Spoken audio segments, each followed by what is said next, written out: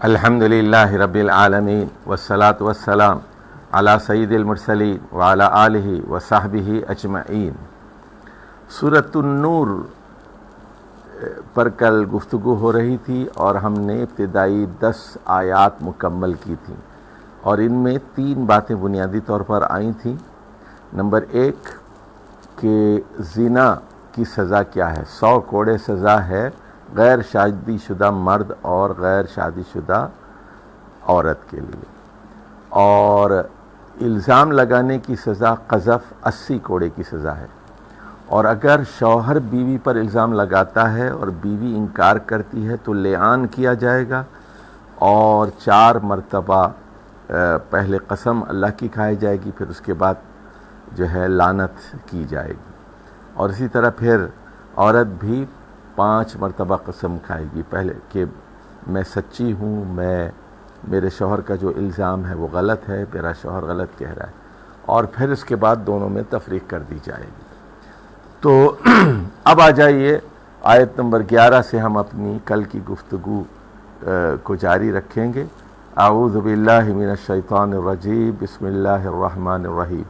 ان الذین جاؤوا بالافک عصبۃ منکم۔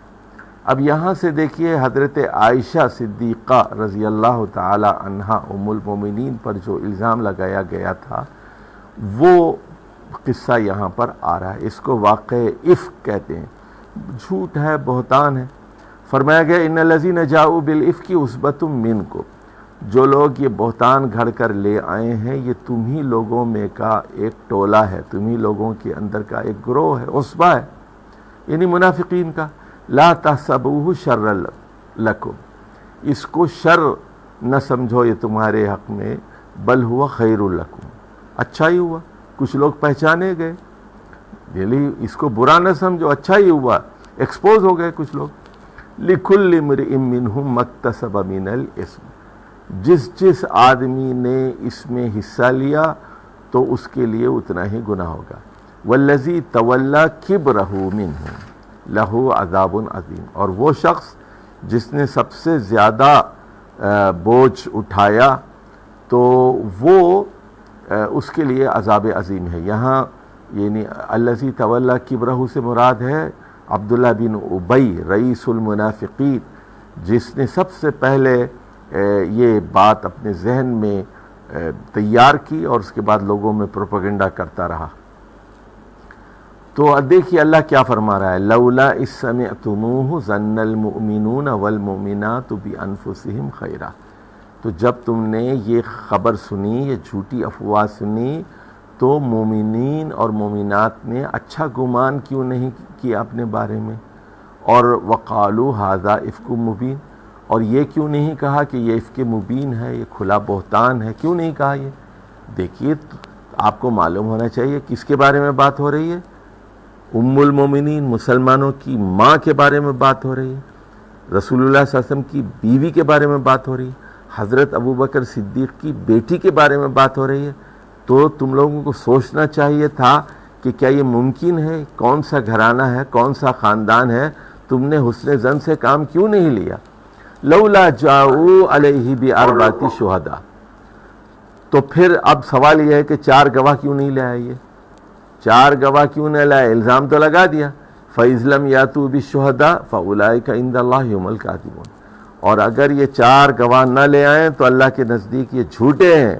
وَلَوْلَا فَضْلُ اللَّهِ عَلَيْكُمْ وَرَحْمَتُهُ فِي الدُّنْيَا وَالْآخِرَةِ لَمَسَّكُمْ فِي مَا أَفَضْتُمْ فِيهِ عَذَابٌ عَظِيمٌ، اگر تم لوگوں کے اوپر اللہ کا فضل نہ ہوتا، اللہ کی رحمت نہ ہوتی، تو دنیا اور آخرت میں تم اس واقعے کی وجہ سے ایک بڑے عذاب میں مبتلا ہو جاتے۔ یاد کرو وقت، استلقونہ بألسنتکم وتقولون بافواہکم ما لیس لکم بہ علم، یاد کرو وہ وقت جب تمہاری زبانیں ایک سے لے رہی تھیں اور دوسرے تک پہنچا رہی تھیں، اور تمہارے ہونٹ، تمہارے منہ وہ کچھ کہہ رہے تھے جس کا تمہارے پاس کوئی علم نہیں تھا۔ اب ہر آدمی کہتا تھا سنا آپ نے، سنا آپ نے، اچھا سنا یہ کہ وہ حضرت عائشہ کے بارے میں لوگ یہ کہتے ہیں، سنا آپ نے، سنا آپ نے۔ تو یہ ساری زبانیں ایک دوسرے سے اس کو پیغام کو پھیلا رہی تھیں، وَتَحْسَبُونَهُ حَيِّنًا، اور آپ لوگ یہ سمجھ رہے تھے کہ یہ ایک معمولی بات ہے، نبی کی بیوی مسلمانوں کی ماں کے بارے میں اس طرح کی بات پھیلا دینا آسان بات ہے۔ وَهُوَ عِندَ اللَّهِ عَظِيمٌ، حالانکہ اللہ تعالیٰ کے پاس ایک بہت بڑی بات تھی، بہت بڑی بات تھی۔ اور وَلَوْلَا إِذْ سَمِعْتُمُوهُ قُلْتُمْ مَا يَكُونُ لَنَا أَن نَّتَكَلَّمَ بِهَذَا، جب آپ نے اس بات کو سنا آپ لوگوں نے تو کیوں نہیں کہا کہ ہمارے لیے اس طرح کی بات کہنا جائز نہیں؟ دیکھیے آج بھی ہمارے معاشرے میں یہی ہوتا ہے، بغیر ثبوت کے لوگ کہتے ہیں کہ وہ ایسی ہے اور ایسی ہے۔ ذرا ایک میں بات بتاتا ہوں، ذرا نوٹ فرما لیجئے کہ ایک مرد ہے، وہ خود کہتا ہے کہ میں نے شادی نہیں کی، مجھے کیا ضرورت ہے شادی کرنے کی، میری ضرورت پوری ہو رہی ہے، تو ہم اس کو کیا کہیں گے؟ اس کے بارے میں برا ہی گمان کریں گے نا۔ خود وہ کہہ رہا ہے، اعتراف کر رہا ہے کہ میرے کام سارے ہو رہے ہیں، مجھے شادی کی کوئی ضرورت نہیں۔ ایک عورت ہے مثال کے طور پر، وہ خود کہتی ہے مثال کے طور پر، تو ہم جو ہے اس کی بات پر ہم اعتبار کرتے ہیں، لیکن ہمیں دل میں جھانکنے کی کوئی ضرورت نہیں، اور غیب کی ٹول لینے کی ہمیں کوئی ضرورت نہیں۔ ہم اتنی ہی تنقید کریں گے جو ہم دیکھتے ہیں اپنی آنکھوں سے، اتنا ہی گواہی دیں گے، اتنا ہی بولیں گے۔ اگر کوئی مرد فرض کیجئے نکر میں جا رہا ہے تو ہم کہیں گے کہ تمہاری ران نظر آ رہی ہے، تم حرام ہے، یہ حرام ہے کہ ران دکھاؤ۔ اب یہ نہیں کہیں گے کہ ہم وہ برا ہے، ایسا ہے، ویسا ہے، جتنا ہم نے دیکھا ہے اس کے ظاہر پر ہم تنقید کریں گے، باطن پر ہمیں تنقید کرنے کا کوئی حق حاصل نہیں۔ اسی طرح ایک خاتون کو ہم بے پردہ دیکھتے ہیں، بال دکھا رہی ہے، گلا دکھا رہی ہے اور آستین دکھا رہی ہے، سلیو لیس ہے، ظاہر پر ہم تنقید کریں گے، باطن پر نہیں کریں گے۔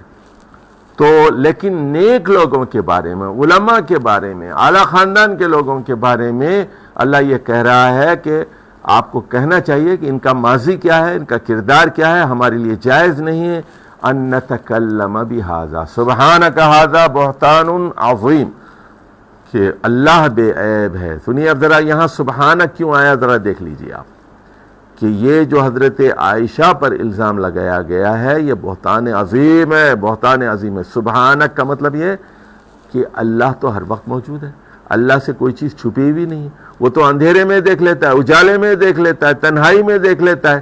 3 لوگ سرگوشی کرتے ہیں تو چوتھا وہاں اللہ ہوتا ہے، 5 لوگ سرگوشی کرتے ہیں تو چھٹا وہاں اللہ کی ذات ہوتی ہے۔ تو سبحانک، بے عیب خدا یہ گواہی دے رہا ہے، ھذا بہتان عظیم یعظکم اللہ، اللہ تم لوگوں کو نصیحت کرتا ہے ان تعودوا لمثلہ ابدا ان کنتم مؤمنین، مسلمانوں اگر تم سچے معنی میں صاحب ایمان ہو تو آئندہ اس طرح مت کرو، کسی پاک دامن خاتون پر الزام نہ کرو، الزام نہ لگاؤ جب تک کہ تمہارے پاس 4 گواہ نہ ہو، ایسا مت کرو۔ وَيُبَيِّنُ اللَّهُ لَكُمُ الْآيَاتِ، یہاں آیات کا مطلب ہے احکام۔ اللہ تعالیٰ تم لوگوں کو احکام کھول کھول کر بتا رہا ہے، پاک دامن عورتوں پر الزام تراشی مت کرو ورنہ تم لوگوں کو 80 کوڑے کی سزا دی جائے گی۔ واللہ علیم حکیم، اور اللہ مکمل علم رکھنے والا ہے، حکمت والا ہے۔ اچھا اب یہ جو لوگ ہوتے ہیں، یہاں لکھ لیجئے آیت نمبر 19 کے اوپر لکھ لیجئے یلو جرنلزم، اور مغرب میں سارا کام یہی ہے، مغرب پیسہ اسی طرح بناتا ہے، مغربی چینلز اسی طرح پیسے بناتے ہیں۔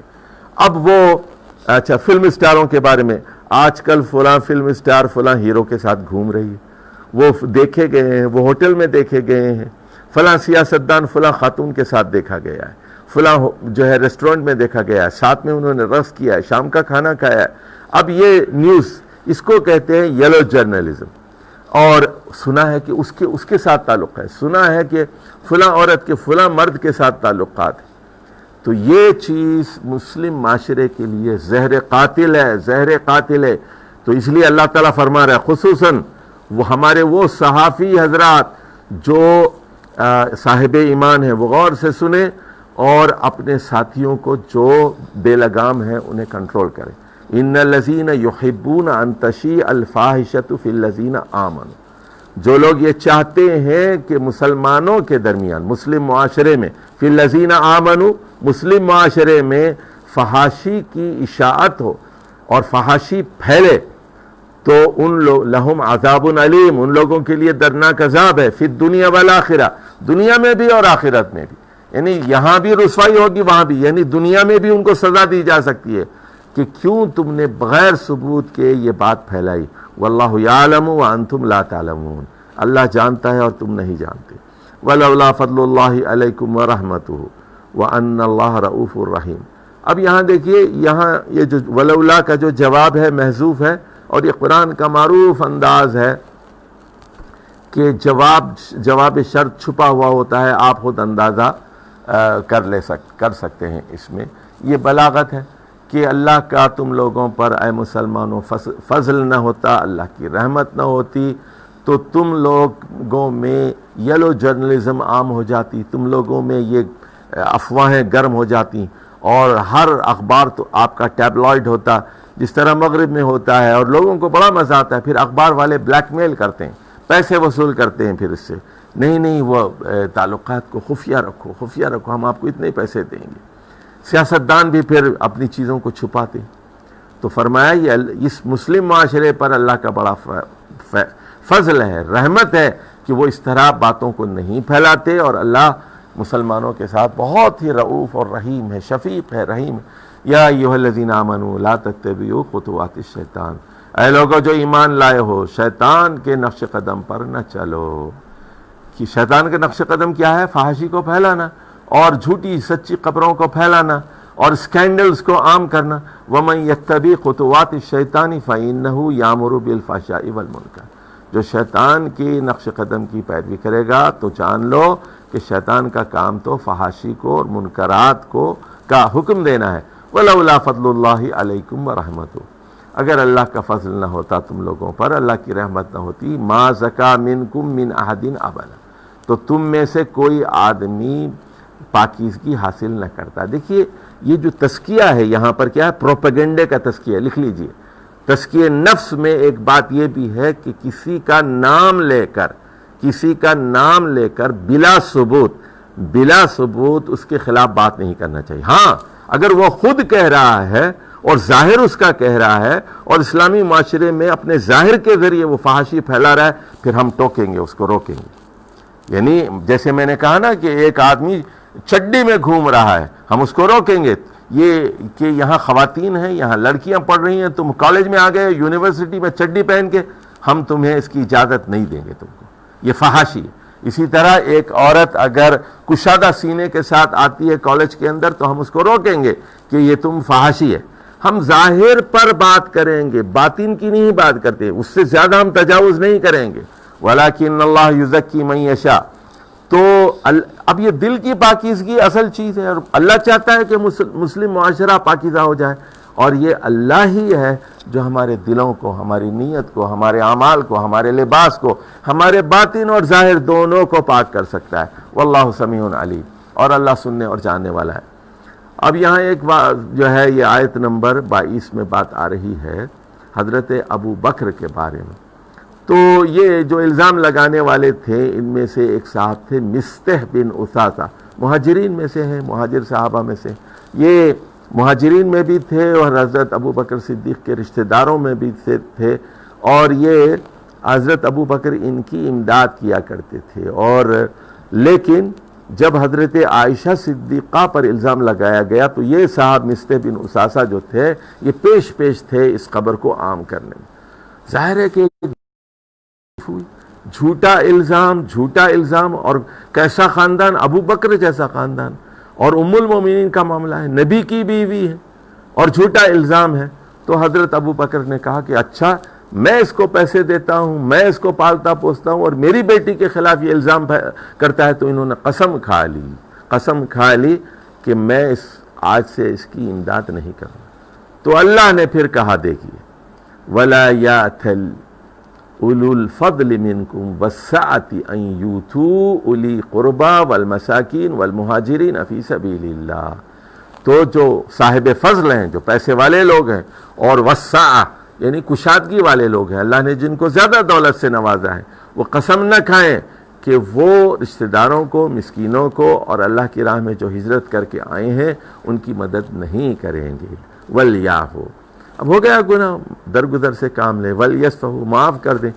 أَلَا تُحِبُّونَ أَن يَغْفِرَ اللَّهُ لَكُمْ، کیا آپ لوگ پسند نہیں کرتے کہ اللہ تعالیٰ آپ لوگوں کو معاف فرمائے؟ واللہ غفور الرحیم. اور جب یہ آیت نازل ہوئی، حضرت ابو بکر نے دوبارہ حضرت مصطح بن اساسہ رضی اللہ تعالیٰ عنہ کی جو ہے امداد بحال کر دی. بہرحال یہ جو لوگ تھے اس میں جو ہے وہ بھی تھے، حسان بن ثابت بھی تھے، بوڑھے ہو چکے تھے. تو ان لوگوں کو پھر 80 کوڑوں کی سزا دی گئی، ان کو 80 کوڑے مارے گئے، قذف کی سزا ان کو دی گئی. ان الذین یربون المحصنات الغافلات المؤمنات. سنیے آپ اے مسلمانوں، جو لوگ محصنات پاک دامن خواتین ہیں، غافلات ہیں، بھولی بھالی خواتین، مومن المومنات، ان کے اوپر الزام تراشی کرتے ہیں، تہمت لگاتے ہیں، لعنوا فی الدنیا والآخرہ، ان پر دنیا اور آخرت دونوں میں لعنت کی گئی ہے. وَلَهُمْ عَذَابٌ عَظِيمٌ، اور ان کے لیے بہت بڑا سخت عذاب ہے. یوم تشہد علیہم السنتہم، قیامت کا دن جب ان کے خلاف ان کی زبانیں گواہی دیں گی. یہ زبان آج میری ترجمانی کر رہی ہے، میرے خیالات کی، میرے دماغ کی، میرے دل کی، لیکن قیامت کے دن یہ میرے خلاف بولے گی. السنتہم وایدیہم وارجلہم، ہمارے ہاتھ، ہمارے پاؤں، ہماری زبانیں ہمارے خلاف گواہی دیں گی. بما کانوا یعملون، یہ ہاتھ بتائیں گے کہ میں اس ہاتھ سے کتنوں کو مارتا رہا، کتنی رشوت لیتا رہا، کتنا سود کھاتا رہا، اور کتنوں کو پر ظلم کرتا رہا. اور پاؤں بتائیں گے کہ کہاں کہاں میں جاتا رہا. زبانیں بتائیں گی کہ اس زبان سے میں نے کتنا خیر کا کام لیا اور کتنا شر کا کام لیا.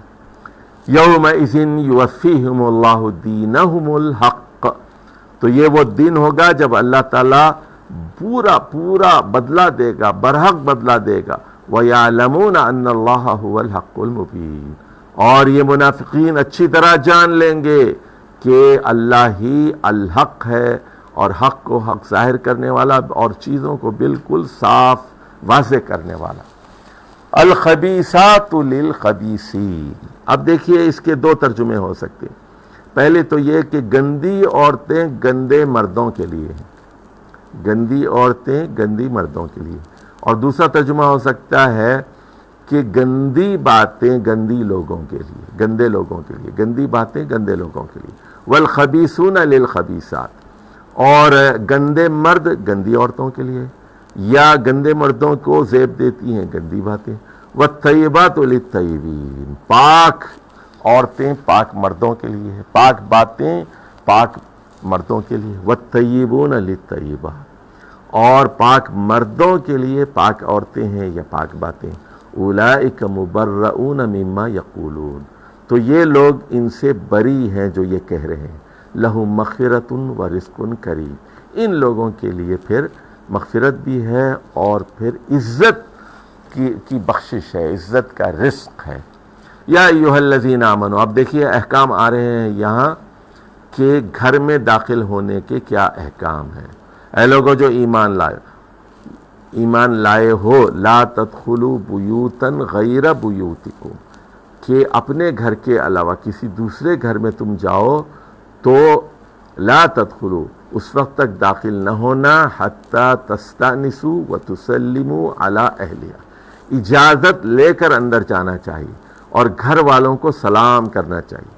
سلام یعنی میں کوئی بری نیت سے نہیں آیا، چوری کی نیت سے، ڈاکے کی نیت سے، غیبت کی نیت سے، چغلی اور بہتان کی نیت سے نہیں آیا، میں زنا کی نیت سے نہیں آیا، بلکہ میں کس نیت سے آیا ہوں؟ سلامتی کی دعا دیتے، آپ سلامت رہیں، سلامت رہیں، میں آپ کا خیر خواہ ہوں. اجازت لے کر آئیں اور سلام کریں. ذالکم خیر لکم لعلکم تذکرون، اے مسلمانوں یہ تم لوگوں کے حق میں بہتر ہے اگر تم اس نصیحت کو یاد رکھو. فَإِن لَّمْ تَجِدُوا فِيهَا أَحَدًا فَلَا تَدْخُلُوهَا حَتَّى يُؤْذَنَ لَكُمْ، اگر گھر میں کوئی موجود نہیں ہے تو گھر میں اس وقت تک داخل نہ ہونا جب تک کہ آپ کو اجازت نہ دی جائے. وَإِن قِيلَ لَكُمْ ارْجِعُوا فَارْجِعُوا هُوَ أَزْكَىٰ لَكُمْ، اور اگر آپ سے کہہ دیا جائے مرد نہیں ہے، خواتین ہیں، آپ چلے جائیے، شام میں آ جائیے، 6 بجے کے بعد آئیے، تو آپ چلے جائیے. هُوَ أَزْكَىٰ لَكُمْ، یہ آپ لوگوں کے لیے زیادہ پاکیزہ طریقہ ہے، زیادہ بہتر طریقہ ہے. واللہ بما تعملون علیم، اور اللہ تعالیٰ جانتا ہے، مکمل علم رکھتا ہے جو کچھ آپ کرتے ہیں. لیس علیکم جناح ان تدخلوا بیوتا غیر مسکونۃ فیہا متاع لکم. اب سنیے یہ بیوتن غیر مسکونہ کیا ہے؟ وہاں جہاں جو ریسیڈینشل بلڈنگز نہیں ہے، یعنی پبلک بلڈنگز ہے. مثال کے طور پر پوسٹ آفس ہے، ریلوے ہے، پلیٹ فارم ہے، ریلوے اسٹیشن ہے، ایئرپورٹس ہیں، سرکاری محکمے ہیں، نادرا کا آفس ہے، اس طرح اور بہت پاسپورٹ آفس ہے. تو یہاں رہائشی مکانات نہیں ہیں، تو یہاں تو دروازے کھلے ہوتے ہیں، یہاں تو لوگوں کی خدمت کی جاتی ہے. فیہا متاع لکم، تو یہاں پر تو آپ کی ضروریات ہوتی ہیں. تو یہاں اگر آپ جائیں تو آپ پر کوئی گناہ نہیں، یہاں اجازت کی ضرورت نہیں ہوتی. واللہ یعلم ما تبدون وما تکتمون، اور اللہ جانتا ہے جو کچھ آپ ظاہر کرتے ہیں اور جو کچھ آپ چھپاتے ہیں. اب دیکھیے یہاں غض بصر کے احکام آ رہے ہیں، مردوں کے لیے بھی عورتوں کے لیے بھی. قل للمؤمنین یغضوا من ابصارہم ویحفظوا فروجہم. اے محمد صلی اللہ علیہ وسلم مومن مردوں سے کہہ دیجئے کہ وہ اپنی نگاہیں نیچی رکھیں اور اپنی شرمگاہوں کی حفاظت کریں. ذالک ازکی لکم، اور یہ آپ کے لیے زیادہ بہتر ہے. یعنی دیکھیے، یعنی لباس پہن کے بھی ننگے ہیں، ٹائٹ لباس پہنا ہوا ہے اور آر پار چیزیں نظر آ رہی ہیں، تو یہ بھی نہیں ہے. نگاہوں کو نیچے رکھیے. دیکھیے ایک بات یاد رکھیے کہ وہ جو شاعر کہتا ہے، عربی ایک شاعر نے یہ بات کہی ہے کہ سب سے پہلے نگاہیں دو چار ہوتی ہیں، 2 سے 4 ہوتی ہیں، اور اس کے بعد کیا ہوتا ہے؟ پھر مسکراہٹ کا تبادلہ ہوتا ہے، پھر اس کے بعد کیا ہوتا ہے؟ سلام ہوتا ہے، اور اس کے بعد کیا ہوتا ہے؟ پھر ایک دوسرے کی طرف جو ہے ایک دوسرے کے لیے جذبات ہوتے ہیں، اور پھر ملاقاتیں ہوتی ہیں، پھر وعدے ہوتے ہیں کہ کہاں ملنا ہے، کب ملنا ہے، اور اس کے بعد پھر کیا ہوتا ہے؟ ہاتھ ملتا ہے، اور اس کے بعد کان جو ہے وہ باتیں سنتے ہیں، اور بالآخر پھر کیا ہوتا ہے؟ جنسی اعضاء اپنا کام کرتے ہیں. تو یعنی زنا کے لیے دروازہ کیا ہے؟ سب سے پہلا دروازہ ہے وہ آنکھیں. آنکھیں جو ہے وہ اس کے مقدمات اور محرکات میں ایک بہت بڑا کردار ادا کرتی ہیں. اسی لیے اللہ تعالیٰ نے نگاہوں کو نیچے رکھنے کا حکم دیا ہے. اچھا اب یہاں ایک بات ذرا سمجھ لیجئے. نبی کریم صلی اللہ علیہ وسلم جب حج کیا آپ نے انتقال سے 2-3 مہینے پہلے، تو وہاں سے مزدلفہ سے جو ہے آپ آگے بڑھے، وہاں عرفات سے چلے تو اسامہ بن زید کو اپنے پیچھے بٹھا لیا تھا اور اپنی اونٹنی پر، اور اس کے بعد جب مزدلفہ سے چلے تو فضل بن عباس جو آپ کے چچازاد بھائی تھے ان کو پیچھے بٹھا لیا. وہ بڑے خوبصورت تھے، بڑے خوبصورت. تو جب وہ مینا میں پہنچے تو وہاں دیکھا کہ یہ ایک خاتون کو تاڑ رہے ہیں. فضل بن عباس تھے بہت خوبصورت، وہ عورت بھی ان کو دیکھنے لگی. تو رسول اللہ صلی اللہ علیہ وسلم نے پیچھے بیٹھے ہوئے تھے وہ فضل بن عباس رضی اللہ تعالیٰ، تو ان کا چہرہ ایسے پکڑ کر کہا کہ پہلی نظر تو معاف ہے لیکن اگلی نہیں. اور یہ تربیت تھی نبی کریم صلی اللہ علیہ وسلم کی. ان اللہ خبیر بما یصنعون. اور یہ دیکھیے یصنعون، اب ہیلے بہانے بناتا ہے، نہیں جی میں اس لیے دیکھ رہا تھا، میں اس لیے دیکھ رہا تھا، میں گھور رہا تھا. تو فرمایا کہ تم جو ملمہ سازی کر رہے ہو اور ہیلے بہانے تراش رہے ہو، اس سے اللہ پوری طرح باخبر ہے، اور چھپ چھپ کے کیوں دیکھ رہے تھے تم، اللہ کو پتہ ہے. اس کے بعد اللہ تعالیٰ خواتین سے کہتا ہے وَقُلْ لِلْمُؤْمِنَاتِ، اور عورتوں سے بھی کہہ دیجئے يَغْضُضْنَ مِنْ أَبْصَارِهِنَّ وَيَحْفَظْنَ فُرُوجَهُنَّ، کہ وہ بھی اپنی نگاہوں کو نیچی رکھیں اور وہ بھی اپنی شرمگاہوں کی حفاظت کریں. وَلَا يُبْدِينَ زِينَتَهُنَّ إِلَّا مَا ظَهَرَ مِنْهَا. اچھا اب دیکھیے کہ غیر محرم رشتہ داروں سے وہ اپنی زینت چھپائیں. زینت کیا ہے؟ میک اپ ہے، آرائش ہے، زیبائش ہے، یعنی بالوں کا جوڑا ہے، کانوں کا زیور ہے، گلے کا زیور ہے، ہاتھوں کا زیور، یہ سب چیزیں زینت ہے. اور بندیا ہے، اور یہ سارے ابرو ہیں، چشم ہے، یہ پلکیں مصنوعی لگائی جاتی ہیں، میک اپ کیا جاتا ہے، سرخی لگائی جاتی ہے، یہ ساری چیزیں زینت میں آ جاتی ہیں. تو الا ما ظہر منہا، الا یہ کہ خود بخود ظاہر ہو جائے. اب ہوا چل گئی مثال کے طور پہ، 1-2 بال نظر آ گئے، کوئی مسئلہ نہیں ہے. دوپٹہ ہل گیا، سرک گیا، کوئی مسئلہ نہیں ہے. لیکن جان بوجھ کے دوپٹے کو سرکایا نہیں جا سکتا، خود بخود ظاہر ہو جائے، الا ما ظہر منہ۔ اب دیکھیے بڑا اہم نکتہ ہے، ذرا خواتین کے لیے یہاں پیغام ہے، وَلْيَضْرِبْنَ بِخُمُرِهِنَّ عَلَى جُيُوبِهِنَّ۔ جیوب، جیوب جو ہے جیب کی جمع ہے۔ دیکھیے یہ جو گریبان ہوتا ہے، یہ یہاں سے لے کے یہاں تک، اس کو کہتے ہیں جیب، جیب اس کی جمع ہے جیوب، اور خمر کہتے ہیں اوڑھنی کو، دوپٹے کو۔ تو کہا گیا اپنے دوپٹوں کو، یہ جو اس کو بند، اس کی اپنی گریبان کو بالکل بند کر دو اس کو۔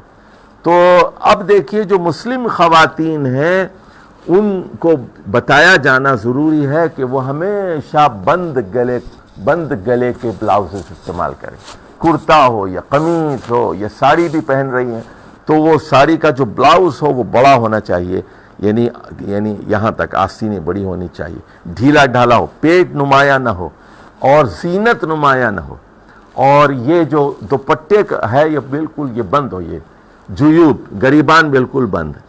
اب اس کے بعد بتایا جا رہا ہے کہ زینت کس کو دکھائی جا سکتی ہے، وَلَا يُبْدِينَ زِينَتَهُنَّ إِلَّا لِبُعُولَتِهِنَّ، کہ وہ اپنی زینت نہ دکھائیں مگر یہ کہ اب ان کے شوہر، بُعُولَتِهِنَّ او آبائہن، شوہر کو زینت دکھائی جا سکتی ہے، او آبائی بُعُولَتِهِنَّ، یا شوہروں کے باپ، شوہروں کے باپ یعنی سسر، بشرطے کہ وہ رخصتی ہو گئی ہو، رخصتی سے پہلے وہ غیر محرم ہی رہتا ہے، رخصتی کے بعد پھر وہ محرم ہو جاتا ہے۔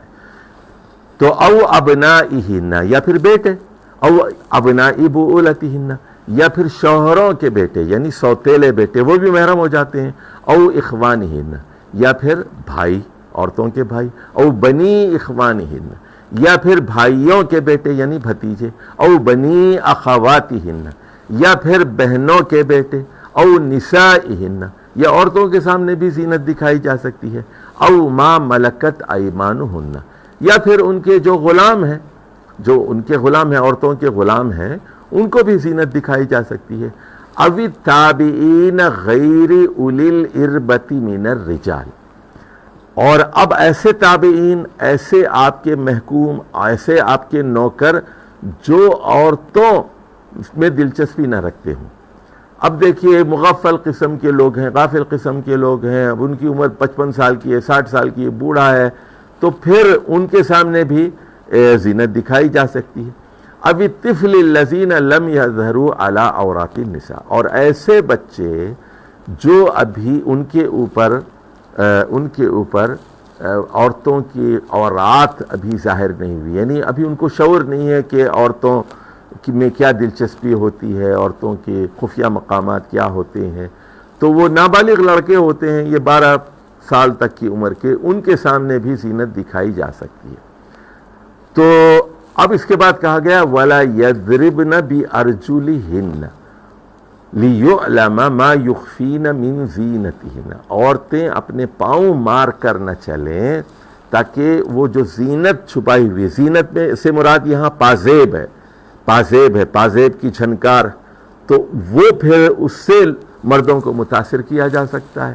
تو فرمایا کہ وہ اگر پاؤں میں زیور پہنی ہوئی ہیں تو آہستہ چلیں تاکہ اس کی آواز سے مرد جو ہیں وہ متاثر نہ ہو۔ وَتُوبُوا إِلَى اللَّهِ جَمِيعًا أَيُّهَا الْمُؤْمِنُونَ لَعَلَّكُمْ تُفْلِحُونَ، تو سارے مسلمانوں اللہ کی طرف رجوع کرو، ایمان رکھنے والوں امید ہے کہ تم فلاح پاؤ گے۔ یعنی دیکھیے یہ جو بات اللہ نے بتا دی کہ یہ مرد ایسے ہیں جن کو آپ اپنی زینت دکھا سکتے ہیں۔ اچھا دیکھیے بڑی غلط فہمی ہے، میں ایک لطیفہ آپ لوگوں کو سنا دوں۔ ہمارے ہاں کی جہالت کا کیا عالم ہے کہ میں لاہور میں ایک خواتین کا کورس پڑھا رہا تھا، اور خواتین اور لڑکیاں، ایک دینی مدرسہ تھا، ساری لڑکیاں وہاں بیٹھی ہوئی تھیں، کوئی 400-500 لڑکیاں تھیں، اور ساری لڑکیاں حجاب میں ہیں اور دوپٹے کے ساتھ بیٹھی ہوئی ہیں، اور اس میں میری بیٹی بھی شریک تھی۔ اب گرمی کا زمانہ تھا، جون جولائی کا، تو میری بیٹی نے دوپٹہ اتار دیا، تو وہ ساری لڑکیاں کہنے لگی تم نے دوپٹہ کیوں اتارا؟ اس نے کہا میرے ابو ہیں، تو کہا کہ ابو کے سامنے بھی دوپٹہ ضروری ہوتا ہے؟ تو میری بیٹی ہنسنے لگی کہ ان لوگوں کا مبلغ علم یہ ہے کہ یہ دینی مدرسے کی لڑکیاں ہیں، ان کو محرم اور غیر محرم ہی کا نہیں پتا کہ محرم اور غیر محرم کے کیا احکام ہیں۔ محرم رشتہ داروں کو بال بھی دکھائے جا سکتے ہیں، زینت بھی دکھائی جا سکتی ہے، زیور بھی دکھایا جا سکتا ہے۔ بھائی آپ کا سگا بھائی ہے، آپ کا سگا چچا ہے، آپ کا سگا ماموں ہے، آپ کا شوہر ہے، آپ کا باپ ہے، آپ کا بھتیجا ہے، سگا بھانجا ہے، تو یہ چیزیں نوٹ کیجئے کہ کہاں پابندی ہے، کہاں پابندی نہیں ہے۔ اور میں نے یہ بات بتائی تھی آپ کو وہاں، وہ جب آیت ہم نے پڑھی تھی کہ حرام کو حلال مت کرو، حرام کو حلال کرنا بھی اسی طرح کا جرم ہے جس طرح حلال کو حرام کرنا۔ وَأَنْكِحُوا الْأَيَامَ مِنْكُمْ، اے مسلمانوں تم میں جو چھڑا آدمی ہے اس کا فوراً جو ہے اس کے نکاح کر دو۔ ایامہ کا مطلب سن لیجئے، اس میں ایم کی جمع ہے، یہ اس میں سارے چھڑے لوگ آتے ہیں، بیوہ عورت ہے یا جو ہے مطلقہ عورت ہے، اور کوئی بھی آدمی مثال کے طور پر اکیلا ہے، چاہے یعنی کنوارا ہے، چاہے اس کی بیوی مر گئی، چاہے اس کا شوہر مر گیا، چاہے وہ طلاق شدہ ہو، شادی کرو، کسی کو تنہا مت چھوڑو، اکیلے مت چھوڑو، شادی کراؤ، شادی کرو۔ انکحوا والصالحین من عبادکم و امائکم، اور تمہارے غلاموں میں سے اور تمہاری لونڈیوں میں سے، امائکم امتن کی جمع، ان یکونوا فقراء یغنیہم اللہ من فضلہ۔ اب دیکھیے اللہ کہہ رہا ہے کہ اگر وہ یعنی تنگ دست ہیں، پیسے نہیں ہیں، تو اللہ غنی کر دے گا، شادی کرا دو۔ واللہ واسع علیم، اللہ وسیع ذرائع رکھتا ہے اور مکمل علم رکھنے والا ہے۔ اچھا، جو لوگ جن کے پاس پیسہ نہیں ہے، ادھر دیکھیے، شادی کے لیے مرد کے پاس پیسہ ہونا چاہیے، عورت کے لیے ضرور نہیں۔ اور میں نے بتایا آپ کو 3 چیزیں ضروری ہیں، ایک مہر کا پیسہ ہو، ایک گھر چلانے کا پیسہ ہو، گھر کے برتن وغیرہ، کیونکہ آپ نیا چولہا شروع کر رہے ہیں نہیں اپنا، اور بستر وغیرہ، تکیے وغیرہ، اس طرح کی چھوٹی موٹی چیزوں کی ضرورت ہوتی ہے۔ تیسری چیز کیا ہے؟ ولیمہ کا خرچہ چاہیے۔ مرد کے 3 اخراجات ہیں، مہر، ولیمہ اور گھر چلانے کے لیے بنیادی سامان، لیکن اب پیسے نہیں ہیں اس کے پاس۔ وَلْيَسْتَعْفِفِ الَّذِينَ لَا يَجِدُونَ نِكَاحًا حَتَّى يُغْنِيَهُمُ اللَّهُ مِنْ فَضْلِهِ، تو وہ لوگ پھر پاک دامنی اختیار کریں، وہ روزے رکھ سکتے ہیں جو لوگ نکاح کی قدرت نہیں پاتے، یہاں تک کہ اللہ تعالیٰ اپنے فضل سے ان کو امیر بنا دے، غنی کر دے۔ وَالَّذِينَ يَبْتَغُونَ الْكِتَابَ مِمَّا مَلَكَتْ أَيْمَانُكُمْ فَكَاتِبُوهُمْ إِنْ عَلِمْتُمْ فِيهِمْ خَيْرًا۔ اب ایک چیز ہے مکاتبت کہتے ہیں اگر آپ کا غلام یا آپ کی لونڈی یہ کہتی ہے کہ آپ ہمیں آزاد کر دیں، ہم آپ کو اتنے پیسے دے دیں گے، یعنی ہر مہینہ آپ کو ہم 1-1 ہزار دے کر یا 10-10 ہزار دے دیتے ہیں، 2 سال کے اندر ہم آپ کو پیسے اتنے دے دیں گے، اتنے پیسے لے کر آپ ہمیں آزاد کر دیجیے۔ تو اگر وہ چاہتے ہیں کہ آزاد زندگی گزارے، فَكَاتِبُوهُمْ إِنْ عَلِمْتُمْ فِيهِمْ خَيْرًا، اگر آپ سمجھتے ہیں کہ ان میں خیر ہے اور یہ عزت کے ساتھ آزاد زندگی گزار سکتے ہیں، اور تو پھر آزاد کر دو ان کو اور معاہدہ کر لو، مکاتبت کر لو ان کے ساتھ کہ اس ایگریمنٹ پر میں نے تمہیں آزاد کر دیا۔ وَآتُوهُمْ مِنْ مَالِ اللَّهِ الَّذِي آتَاكُمْ، اور اس مال میں سے ان کو کچھ دو جو اللہ نے تم کو دیا ہے۔ ان اردنا تحسنا لتبتغوا عرض الحیات الدنیا، تو اب یہ بتایا گیا کہ اگر وہ پاک دامن ہو کر تحسن کے ساتھ زندگی گزارنا چاہتی ہیں تو ٹھیک ہے، ان کو جو ہے آپ مکاتبت کر لیجئے۔ تو لیکن سنیے، یعنی ان کو بدکاری پر وَلَا تُكْرِهُوا فَتَيَاتِكُمْ عَلَى الْبِغَاءِ، اب یہ ذرا بات سمجھ لیجئے کہ پرانے زمانے میں ہوتا تھا کہ لوگ لونڈیاں رکھتے تھے، پھر لونڈیوں سے جسم فروشی کا کام لیتے تھے اور پھر وہ پیسے بٹارتے تھے، کاروبار تھا ان کا باضابطہ، براثل ہاؤس چلاتے تھے، جیسے امریکہ اور یورپ میں بہت سارے بڑے سرمایہ دار ہیں اس طرح کا کاروبار چلاتے ہیں، ٹیکس بھی دیتے ہیں گورنمنٹ کو، لڑکیاں رکھی ہوئی ہوتی ہیں اور وہ سارے کام کرتے ہیں وہ۔ تو اگر وہ لونڈیاں اگر وہ جو ہے پاک دامنی کی زندگی گزارنا چاہتی ہیں، فَلَا تُكْرِهُوا عَلَى الْبِغَاءِ، ان کو بدکاری پر مجبور مت کرو۔ اور لِتَبْتَغُوا عَرَضَ الْحَيَاةِ الدُّنْيَا، دنیا کی چند پکوڑیوں کے لیے. وَمَن يُكْرِههُنَّ فَإِنَّ اللَّهَ مِن بَعْدِ إِكْرَاهِهِنَّ غَفُورٌ رَحِيمٌ. اور تو جو مجبوراً جن خواتین کو مجبور کر دیا جائے تو پھر اللہ تعالیٰ جو ہے غفور الرحیم ہے. یعنی مجرم کون ہے اس میں؟ جبر کرنے والا. جو یعنی بیچاری مجبور ہیں وہ بری الذمہ ہے. وَلَقَدْ أَنزَلْنَا إِلَيْكُمْ آيَاتٍ مُبَيِّنَاتٍ وَمَثَلًا مِّنَ الَّذِينَ خَلَوْا مِن قَبْلِكُمْ وَمَوْعِظَةً لِّلْمُتَّقِينَ. تو بلا شبہ ہم نے آپ لوگوں کی طرف آیات مبینات نازل کر دی ہیں. یعنی آیات کا مطلب یہاں احکام ہے، یہاں سارے احکام بتائے گئے نا یہ پوری جو 34 آیات میں. وَمَثَلًا مِّنَ الَّذِينَ خَلَوْا، اور ان لوگوں کی مثالیں جو پہلے گزر چکے ہیں ان کا انجام، اور متقین کے لیے نصیحت کا سامان ہم نے فراہم کر دیا. اب یہاں سے دیکھیے آیت نمبر 35 ہے. اب یہاں سے توحید کے دلائل ہیں. میں نے بتایا تھا نا کہ سورۃ النور کا نظم کچھ اس طرح ہے کہ ابتدا میں بھی احکام ہے اور آخر میں بھی احکام ہے اور درمیان میں پھر توحید ہے. ایک بات ذرا نوٹ کر لیجئے، احکام پہلے نہیں ہے، احکام پہلے نہیں ہے. پہلی چیز ہے عقیدہ، عقیدہ توحید، عقیدہ رسالت، محمد صلی اللہ علیہ وسلم پر بھرپور ایمان کہ محمد صلی اللہ علیہ وسلم سچے ہیں، جھوٹے نہیں ہیں، آخری نبی ہیں. آپ پر ایمان، آپ کی ایک ایک صحیح حدیث پر ایمان، آپ کی دی گئی کتاب قرآن پر ایمان، اور آخرت پر، جنت پر، دوزخ پر، قیامت کے دن پر. یہ پہلی چیز ہے، یہ پہلی چیز ہے. اس کے بغیر نہ اسلامی معاشرہ ہے، نہ اسلامی احکام ہے. اس کے بغیر کوئی نماز نہیں ہے، کوئی زکوٰۃ نہیں ہے، کوئی کوڑوں کی سزائیں نہیں ہے. تو یہ بنیاد پہلے ہے، ذرا اس کو سمجھ لیجیے. تو اب یہاں درمیان میں جو ہے یہ باتیں بتائی جا رہی ہیں. اللہ نور السماوات والارض، اللہ زمین اور آسمانوں کا نور ہے. مثل نورہ کمشکات، اس کے نور کی مثال ایک طاق کی سی ہے. فیہا مصباح، ایک طاق ہے، دیوار کے اندر ایک طاق ہوتا ہے اور اس کے اندر مصباح، ایک چراغ. اچھا غور کیجئے، اللہ کی کوئی مثال نہیں ہے. غور سے، وَلَا تَضْرِبُوا لِلَّهِ الْأَمْثَالَ، اللہ کو کے لیے کوئی مثال نہیں ہے، کوئی تمثیل نہیں ہے اللہ کے لیے. لَيْسَ كَمِثْلِهِ شَيْءٌ، وہاں سورہ شورى میں کہا گیا کوئی شے اللہ کی طرح نہیں ہے. اللہ کو کسی چیز سے تشبیہ دینا، تمثیل کرنا حرام ہے، حرام ہے، حرام ہے. وہ احد ہے، وہ نرالا ہے، یونیک ہے، وہ مخلوق کی طرح نہیں ہے. دیکھیے جتنے مشرکین ہیں، جتنے گمراہ لوگ ہیں، وہ دنیا میں اسی لیے گمراہ ہوئے ہیں کہ انہوں نے اللہ کے بارے میں قیاس آرائیوں سے کام لیا اور تیر تکے چلائے. انہوں نے وہم اور گمان اور قیاس اور خرچ سے کام لیا انہوں نے. تو اللہ کی کوئی تمثیل نہیں ہے. اب اسی لیے کہا جا رہا ہے مثل نوری، اس کے نور کی مثال جو ہے ایک مشکات کی سی ہے.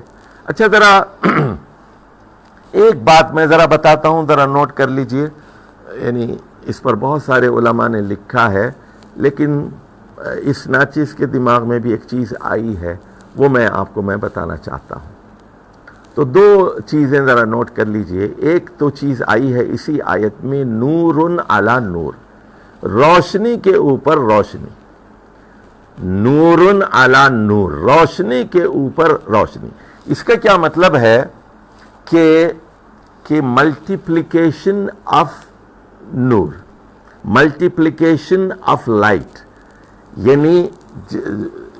یعنی لائٹ کے اوپر لائٹ. یعنی جیسے شیشہ کا ایک گھر ہے، اس کے اندر آپ نے چراغ لگا دیا نا، اور اس کے اوپر اور شیشے لگا دیے اور شیشے لگا دیے، تو ریفلیکشن سے اور روشنی بڑھ جاتی ہے اس کے اندر. اور جیسے شینڈلیئرز میں آپ دیکھیں گے اس کے اندر بہت سارا ایسا شیشہ استعمال کیا جاتا ہے جو ملٹی ڈائمینشنل ہوتا ہے، جس سے روشنی اور بڑھ جاتی ہے. اچھا جی، اب اس کے بعد ایک اور چیز ہے جو آپ ذرا نوٹ کیجئے. وہ آئی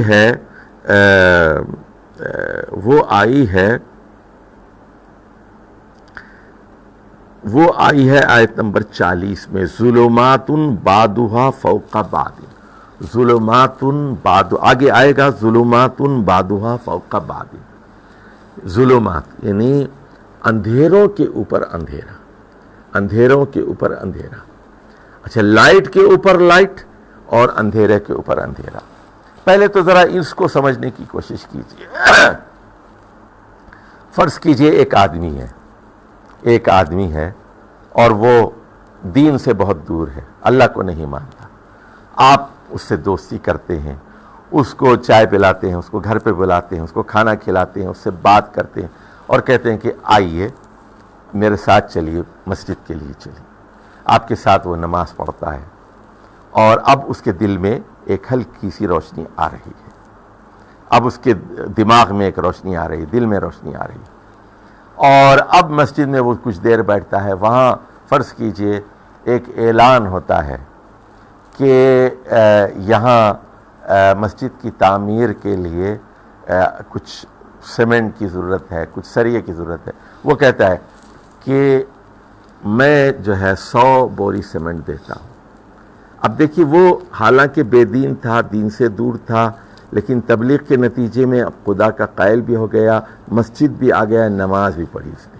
اور نماز پڑھنے کے بعد کیا ہوا وہاں، اب وہ کچھ جو ہے چندہ بھی دے دیا اس نے، 100 بوری سیمنٹ بھی دے دیا. اب انفاق بھی اس کا شروع ہو گیا. اس کے بعد اب وہ پھر دوسرے دن گیا مسجد میں، تو وہاں اعلان ہوا کہ یہاں پر کہ عشاء کی نماز کے بعد قرآن کا ترجمہ پڑھایا جاتا ہے.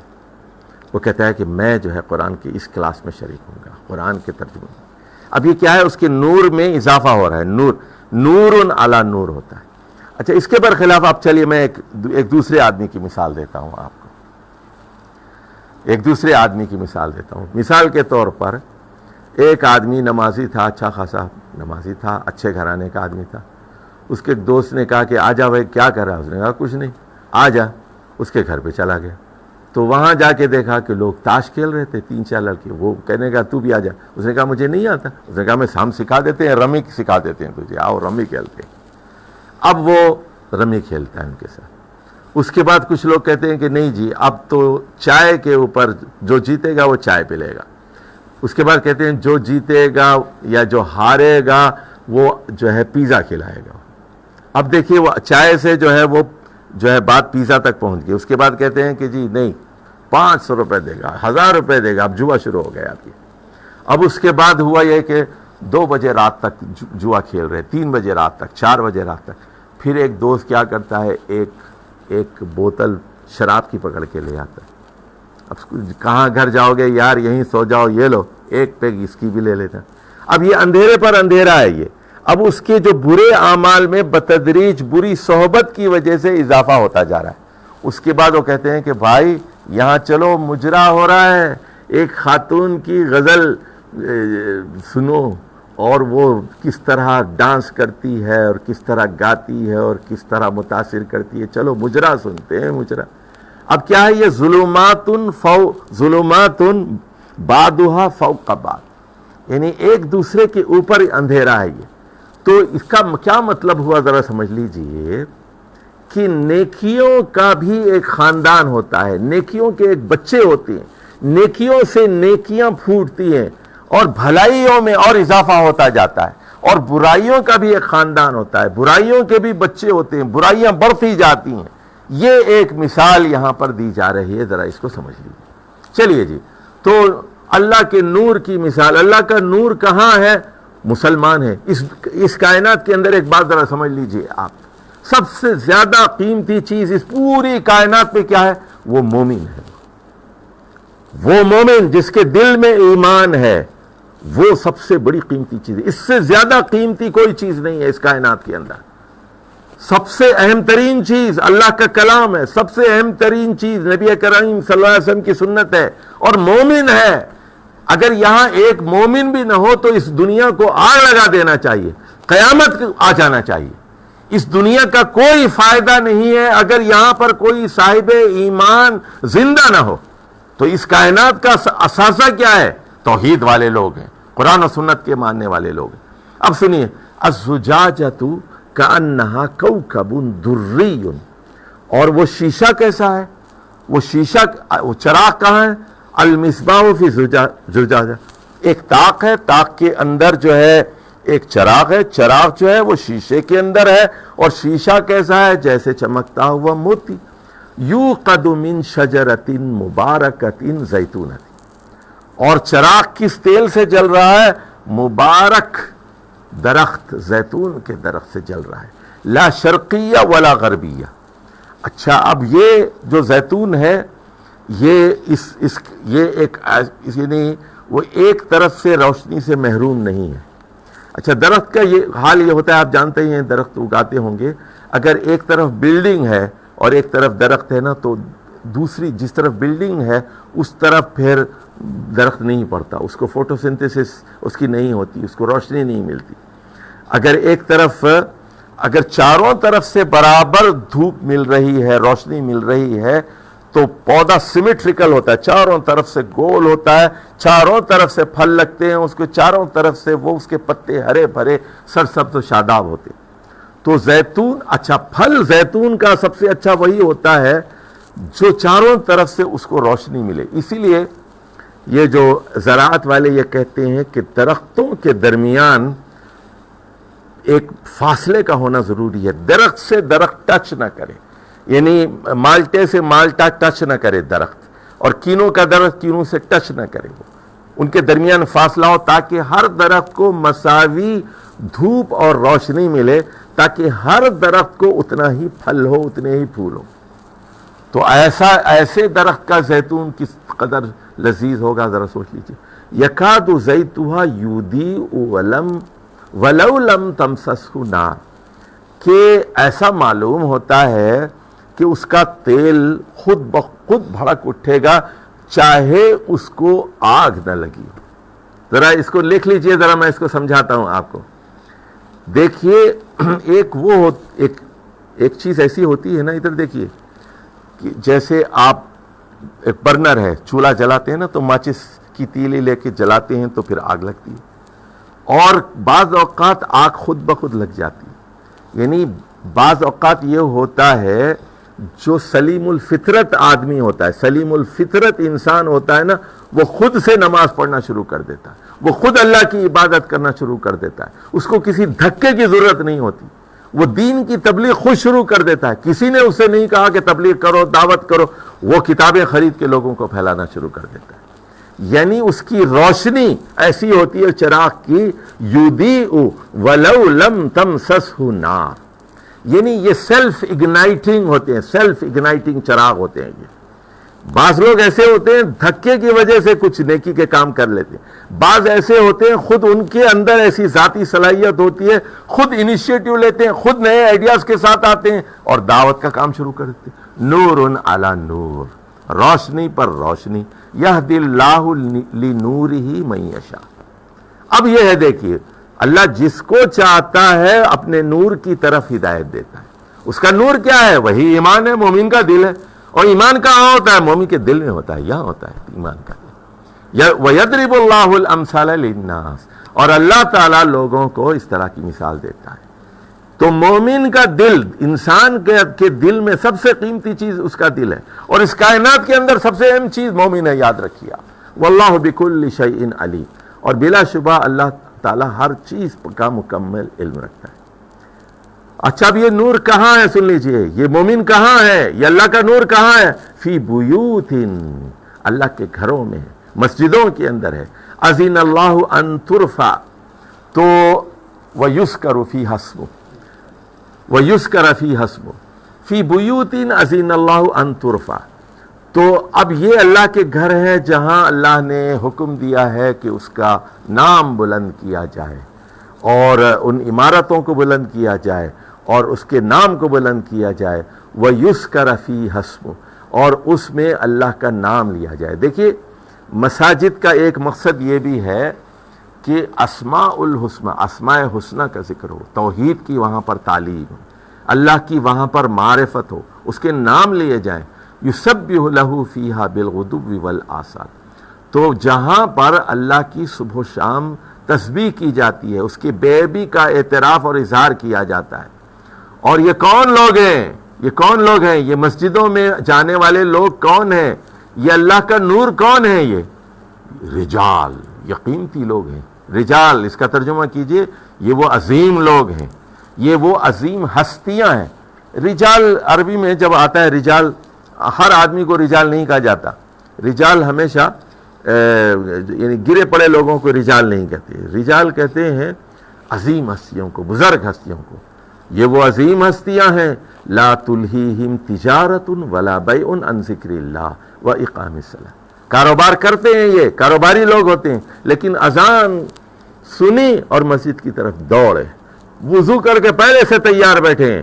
اور وہ ہے نہ تجارت ان کو اللہ کے ذکر سے غافل کرتی ہے, اور نہ وہ نماز سے دور رہتے ہیں, اور نہ خرید و فروخت ان کو اللہ کے ذکر سے غافل کرتی, تو اور نہ نماز کی ادائیگی سے, اور نہ زکوٰۃ کی ادائیگی سے, وہ ایتاء الزکاۃ. تو یہ دیکھیے, یہ سنی, ادھر دیکھیے بات ذرا نوٹ کیجئے. یہ اللہ کا نور کون ہے؟ یہ تجارت پیشہ لوگ ہیں, اللہ کا نور. یہ دیکھیے, یہ بھیک مانگنے والے لوگ نہیں ہیں, یہ درویش لوگ نہیں ہیں, یہ سادھو نہیں ہے, یہ سنت نہیں ہے, تارک کی دنیا فقیر نہیں ہے, یہ راہب نہیں ہے, تجارت پیشہ لوگ ہیں. لیکن تجارت کرتے ہوئے دل ان کا اللہ کی طرف ہوتا ہے, اللہ سے محبت ہوتی ہے, ہمیشہ ذکر کرتے ہیں, سبحان اللہ, الحمدللہ, اللہ اکبر, اللہ کا ذکر کرتے رہتے ہیں, نماز قائم کرتے ہیں, زکوٰۃ دیتے ہیں, زکوٰۃ سے غافل نہیں ہوتے. یخافون یوما, اور قیامت کے دن سے ڈرتے ہیں, تتقلب فیہ القلوب والابصار, وہ دن جب دل بھی پلٹ جائیں گے اور آنکھیں بھی پتھرا جائیں گی, اس دن سے وہ ڈرتے ہیں. لیجزیہم اللہ احسن ما عملوا, تاکہ اللہ تعالیٰ ان کے اعمال سے زیادہ بہتر ان کو بدلا دے. وَيَزِيدَهُم مِّن فَضْلِهِ, اور ان کے فضل میں, ان کے موجودہ فضل میں اور اضافہ کرے. وہ اگر لکھ پتی ہیں تو اور تاجر ہیں, اللہ کو یاد کرتے ہیں, تو اللہ تعالیٰ ان کو کروڑ پتی کر دے گا. جو کروڑ پتی ہے ان کو ارب پتی کر دے گا, جو ارب پتی ہے ان کو کھرب پتی کر دیتا ہے. کیوں کرتا ہے؟ اس لیے کہ وہ نماز قائم کرتے ہیں, مسجدیں تعمیر کرتے ہیں وہ لوگ, زکوٰۃ دیتے ہیں وہ لوگ, بیواؤں کا خیال کرتے ہیں, مسکینوں کا خیال کرتے ہیں, اللہ کے ذکر میں ہر وقت ڈوبے ہوئے رہتے ہیں. تجارت کرتے ہیں وہ, تجارت کا مقصد کیا ہوتا ہے؟ فائدہ ہوتا ہے نا, کمانا مقصد ہوتا ہے. لیکن ان کو اچھی طرح معلوم ہے کہ یہ جتنی دولت ہے اللہ کی دی ہوئی ایک امانت ہے, اور اللہ کی راہ میں خرچ کرنا ہے. واللہ یرزق من یشاء بغیر حساب, اللہ جس کو چاہتا ہے بے حساب دیتا ہے. یہ سب کیا ہے؟ یہ اللہ کا نور ہے. اچھا اب سن لیجئے, اب دوسری تمثیل آ رہی ہے. والذین کفروا اعمالهم, ادھر دیکھیے کاپی پہ لکھ لیجئے والذین کفروا اعمالهم, ہے نا. تو اس سے پہلے جو تمثیل بیان کی گئی ہے نا, والذین آمنوا اعمالهم کی ہے. وہ نور علی نور کی مثال کس کی ہے؟ والذین آمنوا اعمالهم, ان کی مثال ہے. اب دوسری مثال دی جا رہی ہے, کافروں کے اعمال کی مثال کیا ہے؟ کافر بہت سارے اعمال کرتے ہیں, یعنی ہندوؤں کے اندر, عیسائیوں کے اندر, یہودیوں کے اندر بہت سارے لوگ ایسے موجود ہیں جو سوشل کام کرتے ہیں, غریبوں کی مدد کرتے ہیں, بیواؤں کی مدد کرتے ہیں, بیماریوں میں سیلاب زدگان کی مدد کرتے ہیں, آفت زدگان کی مدد کرتے ہیں. لیکن ان کے اعمال کیا ہیں؟ کسراب, سراب ہے, دھوکہ ہے. سراب اور شراب دو ملتے جلتے لفظ ہیں. دیکھیے سراب کیا ہے؟ جس پر شراب کا دھوکہ ہو. شراب تو اصل چیز ہے نا, پانی ہے, شراب پینے کی چیز ہے.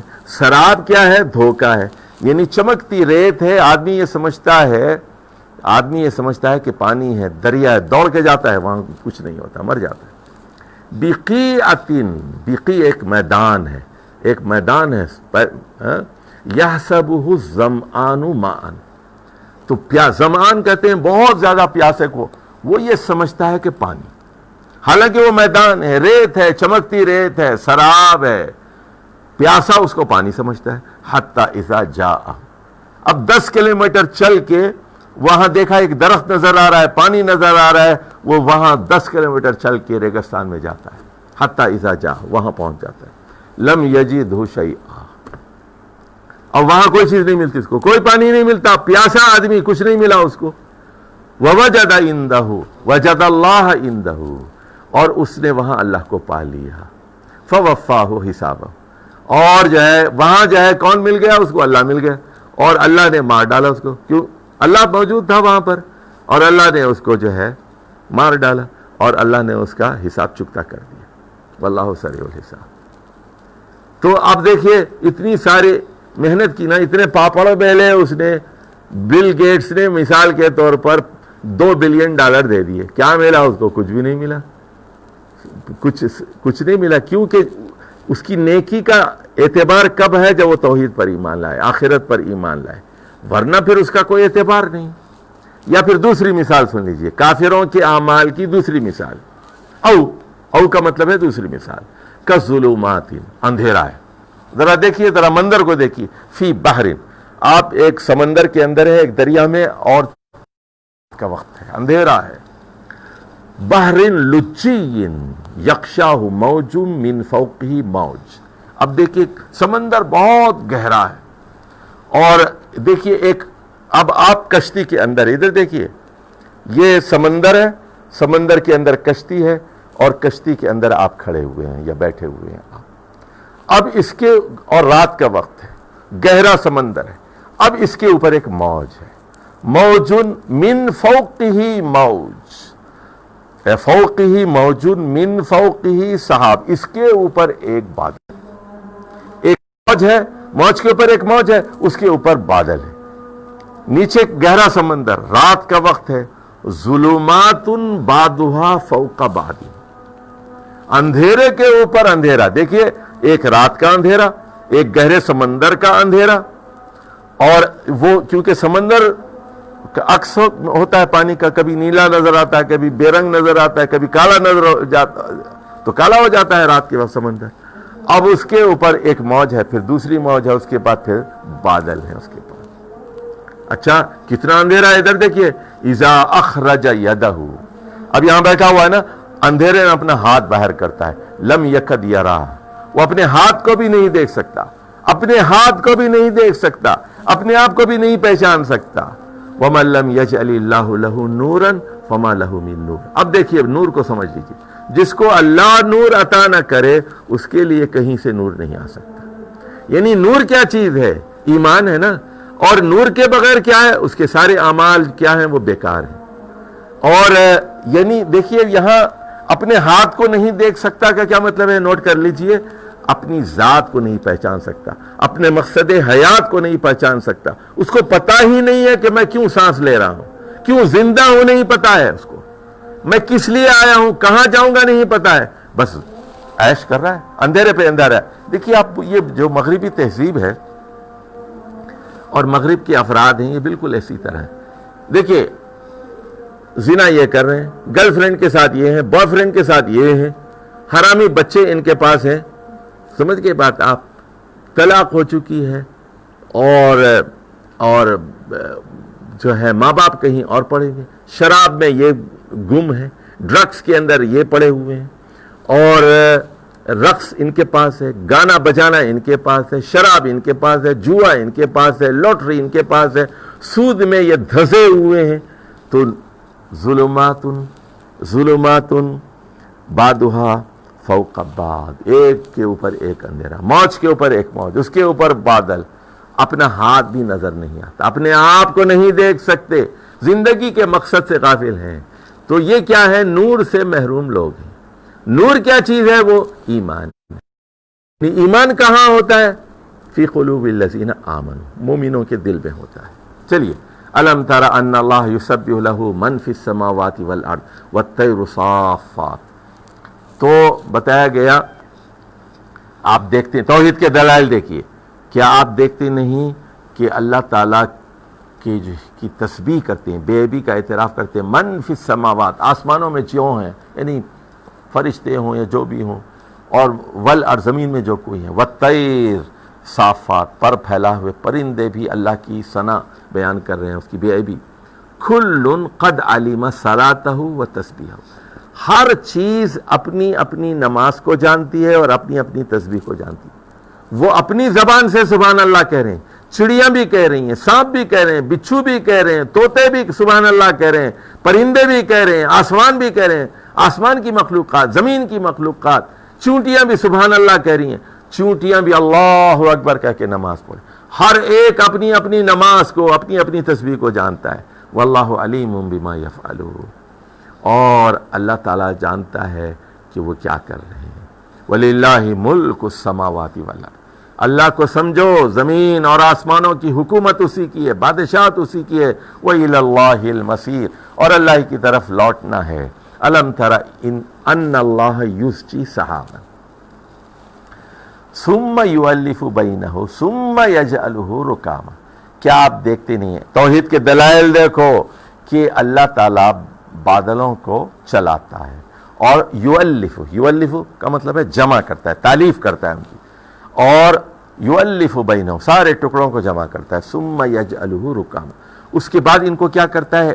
بھاری بنا دیتا ہے، رکام بنا دیتا ہے، وزندار ہو جاتے ہیں۔ بادل جب ہلکے ہوتے ہیں نہیں برستے، وہ جب ان کو جمع کر کے وزنی اور بھاری کر دیا جاتا ہے پھر وہ بارش برسانے کے قابل ہوتے ہیں۔ فَتَرَ الْوَدْقَ يَخْرُجُ مِنْ خِلَالِهِ، پھر اس کے بعد آپ دیکھتے ہیں کہ بوندیں ٹپکتی ہیں پانی کی۔ وَيُنَزِّلُ مِنَ السَّمَاءِ مِنْ جِبَالٍ فِيهَا مِنْ بَرَدٍ، اور وہ آسمان سے یعنی پہاڑوں سے اولے برساتا ہے، برد کہتے ہیں اولوں کو۔ تو فَيُصِيبُ بِهِ مَن يَشَاءُ، جس کو چاہے اس سے، کھیت اولوں سے کیا ہے؟ فصل تباہ ہو گئی، گھر تباہ ہو گئے۔ وَيَصْرِفُهُ عَن مَن يَشَاءُ، اور جس کو چاہے اسے محفوظ رکھ دیتا ہے، یعنی وہ اولوں کا آ گیا طوفان، ایک کھیت کو اس نے تباہ کر دیا، دوسرے کھیت کو بچا لیا۔ یکاد سنا برقہ یذہب بالابصار، ایسا لگتا ہے کہ بجلی کی چمک ہماری بینائی اچک کر لے جائے۔ اللہ یقلب اللہ اللیل والنہار، رات اور دن کو بدلتا رہتا ہے۔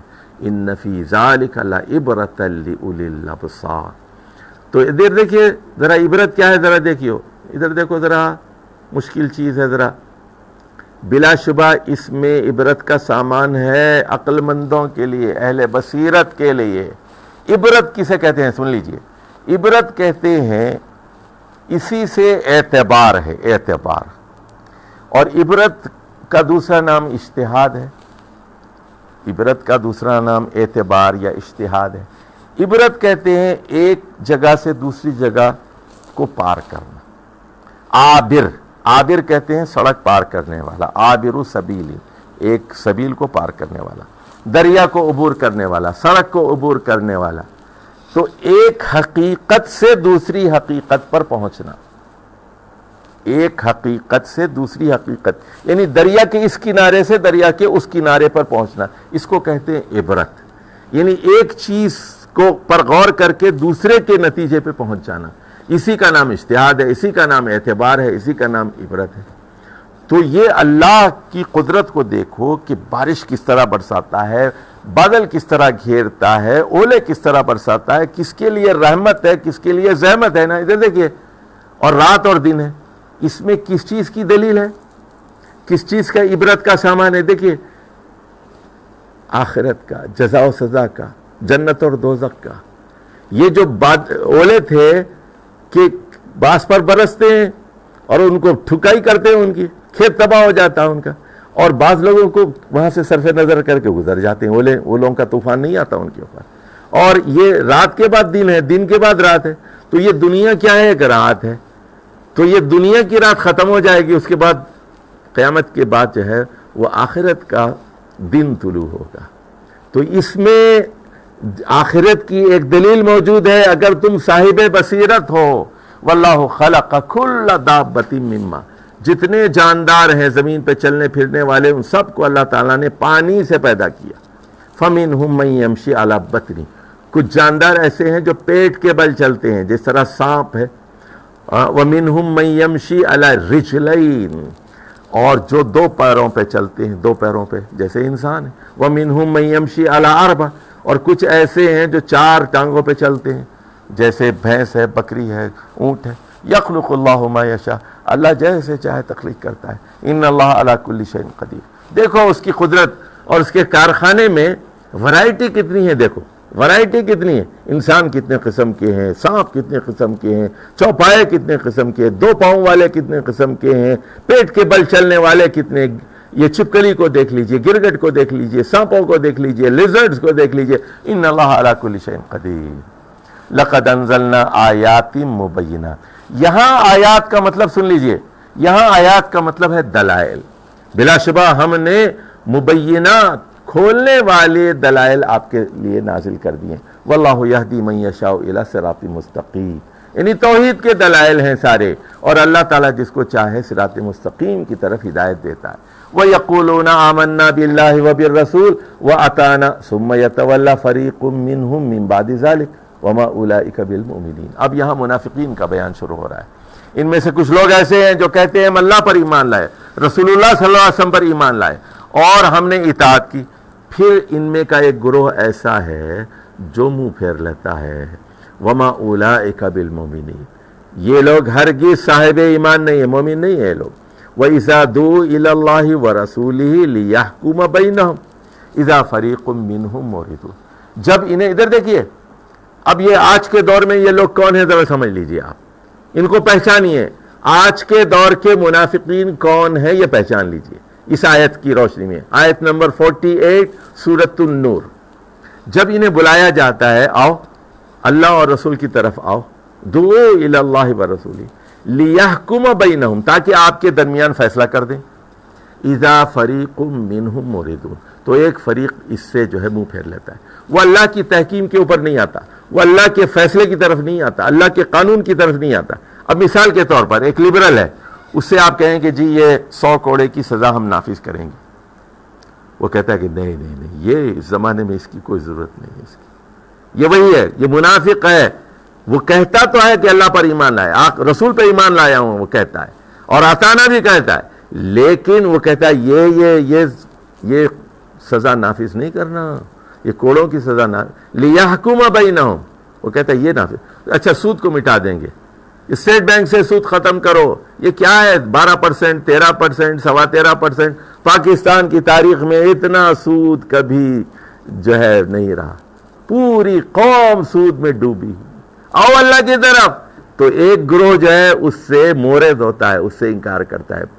وَإِن يَكُن لَّهُمُ الْحَقُّ يَأْتُوا إِلَيْهِ مُسْلِمِينَ.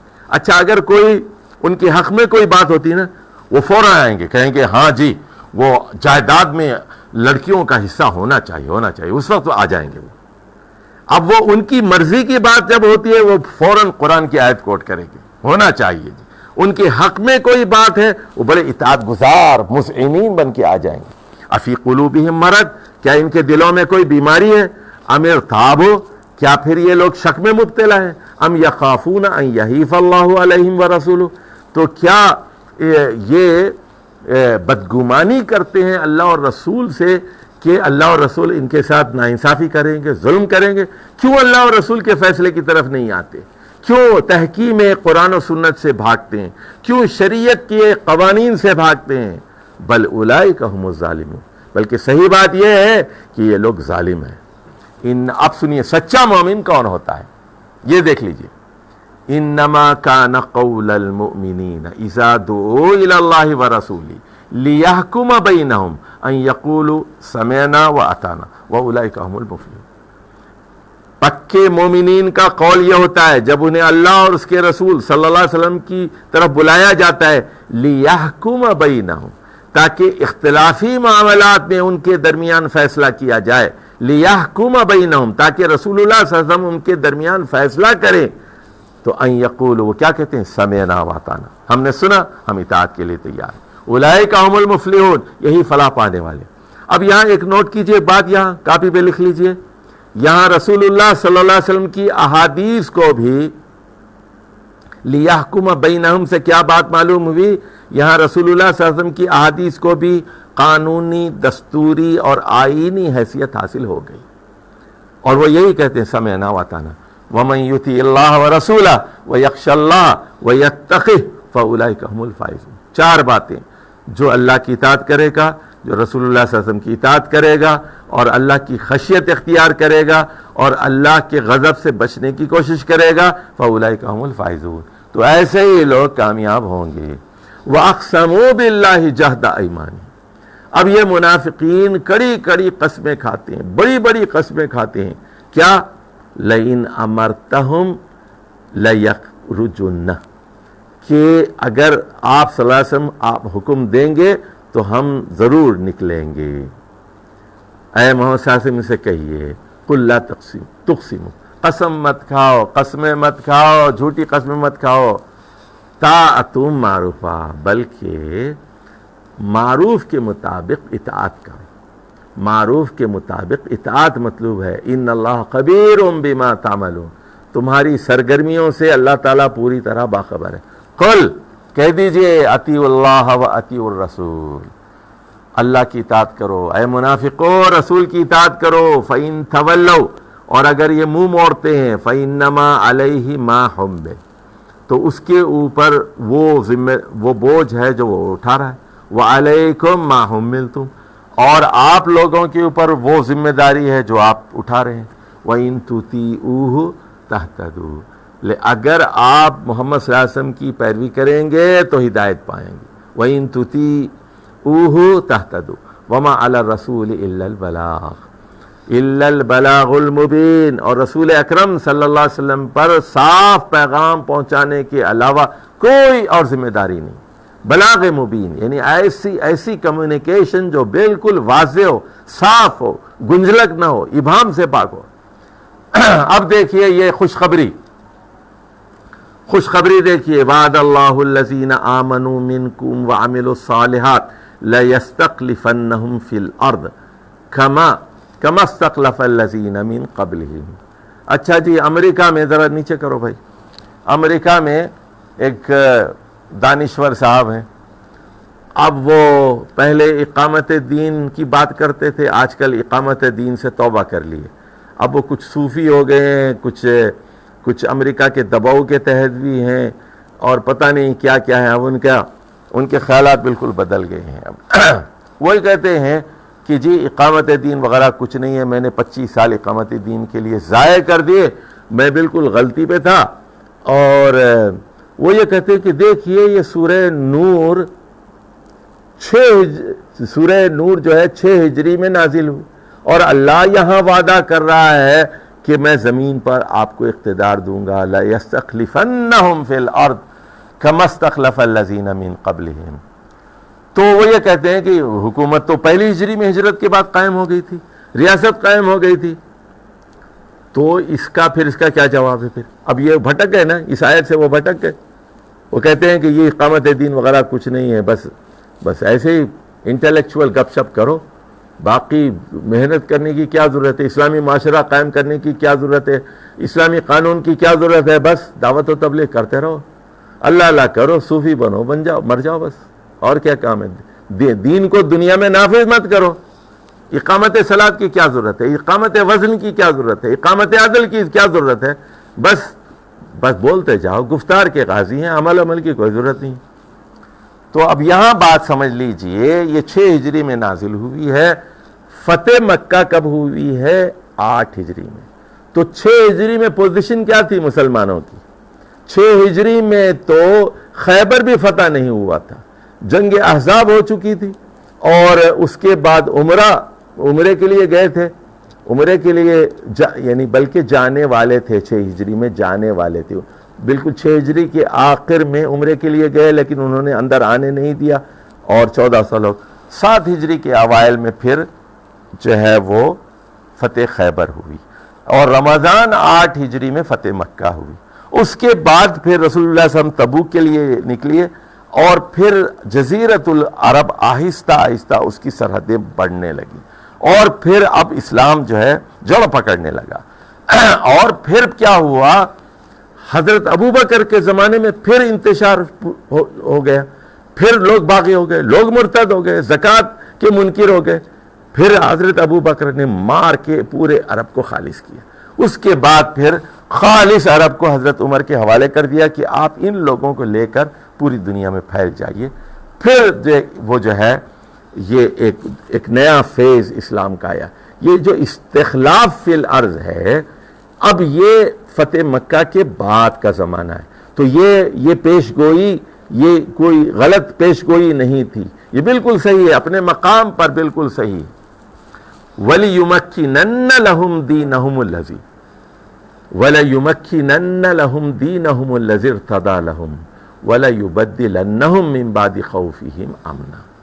تو اب یہاں اللہ وعدہ کر رہا ہے کہ کہ جو ہے اس دین کو جو ہے پائیدار کرے گا، مستحکم کرے گا جو آپ کا پسندیدہ دین ہے، اور خوف کے بعد آپ کو امن کی حالت نصیب کرے گا۔ اور یعنی یہی بات ہے جو رسول اللہ صلی اللہ علیہ وسلم نے کہی کہ ایک وقت ایسا آئے گا کہ ایک عورت تنہا مکے سے یمن تک سفر کرے گی، اس کو اللہ کے علاوہ کسی کا خوف نہیں ہوگا۔ تو یہ چیز بعد میں آئی، یہ کب؟ فتح مکہ کے بعد اور تبوک کے بعد اور عام الوفود کے بعد اور حج جب کیا رسول اللہ صلی اللہ علیہ وسلم نے، اس کے بعد یہ کہی یعبدوننی لا یشرکون بی شیئا، تو یہ لوگ پھر میری عبادت کریں اور میرے ساتھ کسی کو شریک نہ کرے۔ ومن کفر بعد ذلک فاولئک هم الفاسقون، اور اس کے بعد جو لوگ کفر کریں گے پھر وہ فاسق ہیں، بد عمل ہیں۔ وَأَقِيمُوا الصَّلَاةَ وَآتُوا الزَّكَاةَ وَأَطِيعُوا الرَّسُولَ لَعَلَّكُمْ تُرْحَمُونَ، نماز قائم کرو، زکوٰۃ دو، اللہ کے رسول صلی اللہ علیہ وسلم کی اطاعت کرو، امید ہے کہ تم پر رحم کیا جائے گا۔ یعنی ادھر دیکھیے، اگر یہ کام نہیں کریں گے تو تم پر رحم نہیں ہوگا۔ اللہ کے رسول کی اطاعت، سنتوں کی پیروی، نماز کا قیام، زکوٰۃ کا نظام قائم کرو۔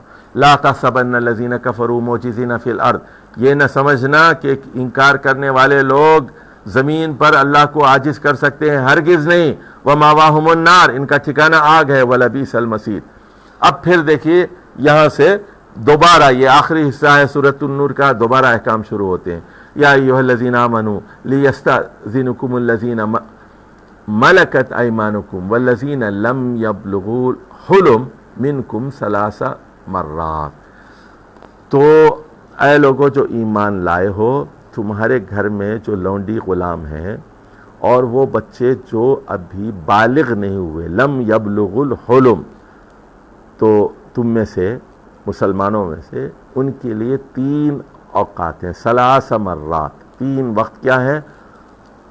ان کو اجازت لینا پڑے گا تم سے۔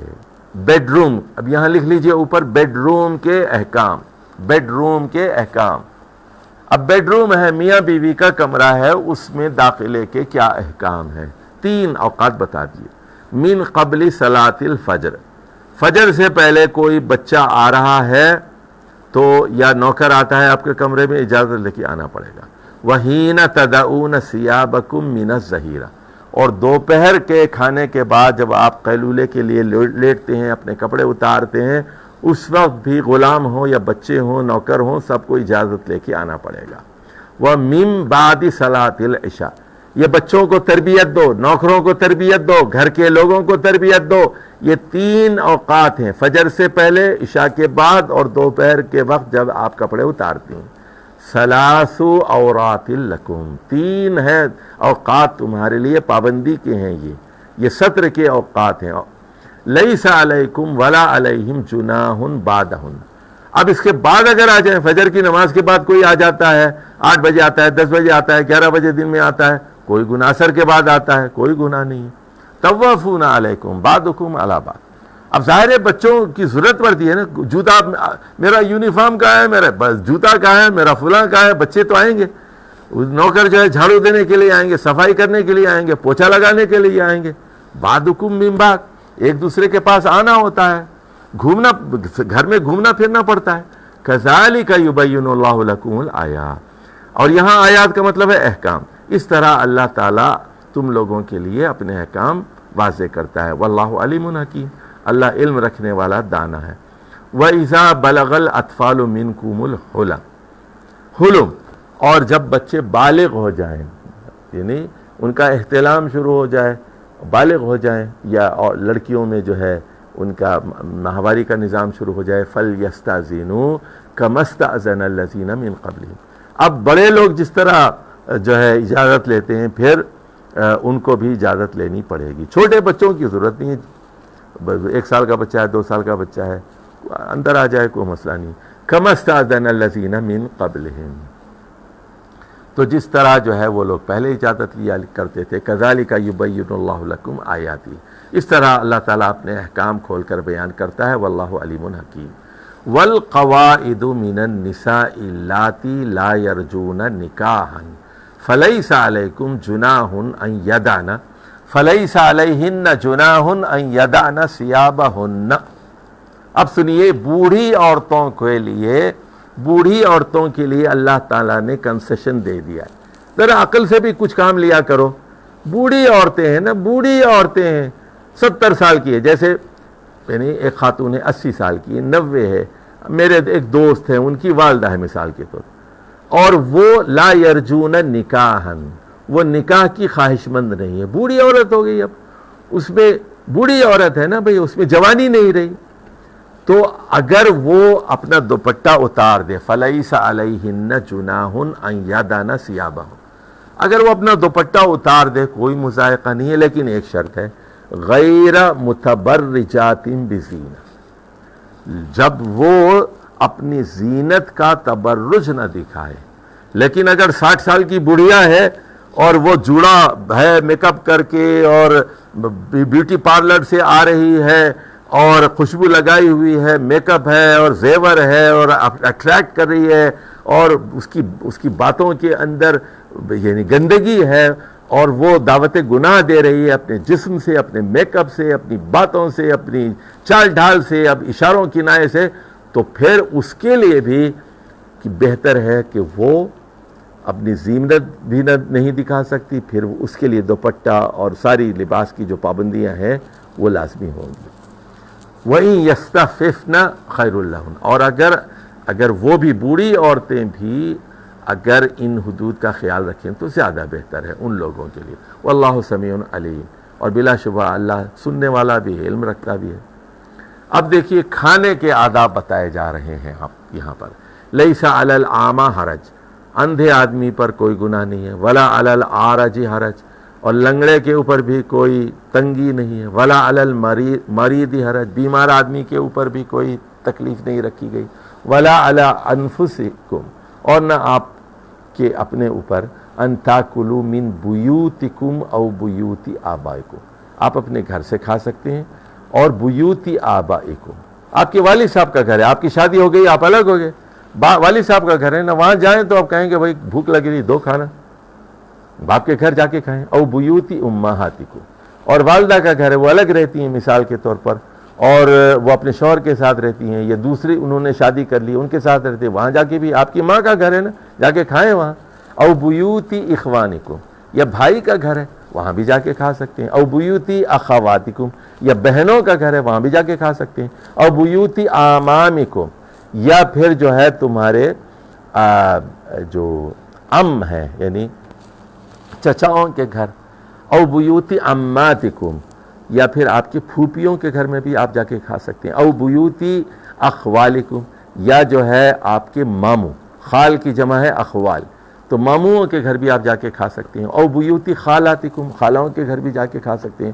او ما ملکت مفاتیحہ او صدیقکم، یا پھر وہ لوگ جو ہے جن کی چابیاں جو ہے انہوں جو ہے آپ لوگوں کے پاس ہیں، یا آپ کے دوست کا گھر ہے، پکا دوست ہے، چابی دے دیے، جاؤ کھاؤ.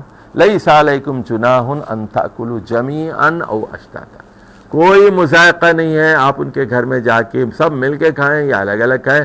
لیکن سنو، فَإِذَا دَخَلْتُمْ بُيُوتًا فَسَلِّمُوا عَلَىٰ أَنفُسِكُمْ، لیکن جب گھر میں داخل ہونا تو اپنے آپ پر سلام کر لیا کرو. یعنی آپ کا خاندان ہے نا، اپنے آپ کا مطلب یہ آپ کا چچا ہے، آپ کی چچی ہے، آپ کی پھوپھی ہے، آپ کی مامی ہے، یہ آپ کا ہی خاندان ہے. تحیۃ من عند اللہ مبارکۃ طیبۃ، یہ اللہ تعالیٰ کی طرف سے یہ گریٹنگ ہے. اور تحیہ میں بتا چکا ہوں یہ زندگی کی دعا ہوتی ہے، تحیہ کلا کہتے ہیں، اسی سے تحیہ ہے. تو یہ سلام کیا ہے؟ یہ ایک مبارک ہے، طیب ہے، پاک ہے، بابرکت چیز ہے. کتنا اچھا طریقہ ہے. دیکھو اب یہ ہیلو ہائے، اس میں کچھ مطلب نہیں ہے نا، ہیلو ہائے ہے کچھ، سلام، کتنی سلام سلام سلام علیکم، سلام اللہ علیکم، کتنا پیارا کلمہ ہے. دیکھیں کذالک یبین اللہ لکم الآیات لعلکم تعقلون، اس طرح تم لوگوں کو اے مسلمانوں اپنے احکام کھول کر بیان کرتا ہے. امید ہے کہ آپ لوگ عقل سے کام لیں گے. اب سچے مومن کون ہے؟ دیکھیے، انما المؤمنون الذین آمنوا باللہ ورسولہ وَإِذَا كَانُوا مَعَهُ عَلَىٰ أَمْرٍ جامع. اب دیکھیے یہ اجتماعیت ہے، حکومت کے احکام ہے، تنظیمی احکام ہے. یہاں پر کہ یعنی سچے مومن وہ ہیں جو اللہ پر ایمان لائے اور اللہ کے رسول محمد صلی اللہ علیہ وسلم پر ایمان لائے، اور اگر اذا کانوا معہ علی امر جامع، اور وہ رسول اللہ صلی اللہ علیہ وسلم کے ساتھ ہوں کوئی اور امر جامع ہے، لم یذهبوا حتی یستاذنوا، وہ جا نہیں سکتے جب تک کہ رسول اللہ صلی اللہ علیہ وسلم سے اجازت نہ لے۔ امیر سے، لکھ لیجئے، امیر سے اجازت لے کر جانا پڑے گا۔ یعنی اگر آپ سرکاری ملازم ہیں، اجازت لے کر جانا پڑے گا آپ کو، اور کہاں جا رہے ہیں بتانا پڑے گا، لاہور جا رہے ہیں، پشاور جا رہے ہیں، گجر خان جا رہے ہیں، بتا کے جانا پڑے گا۔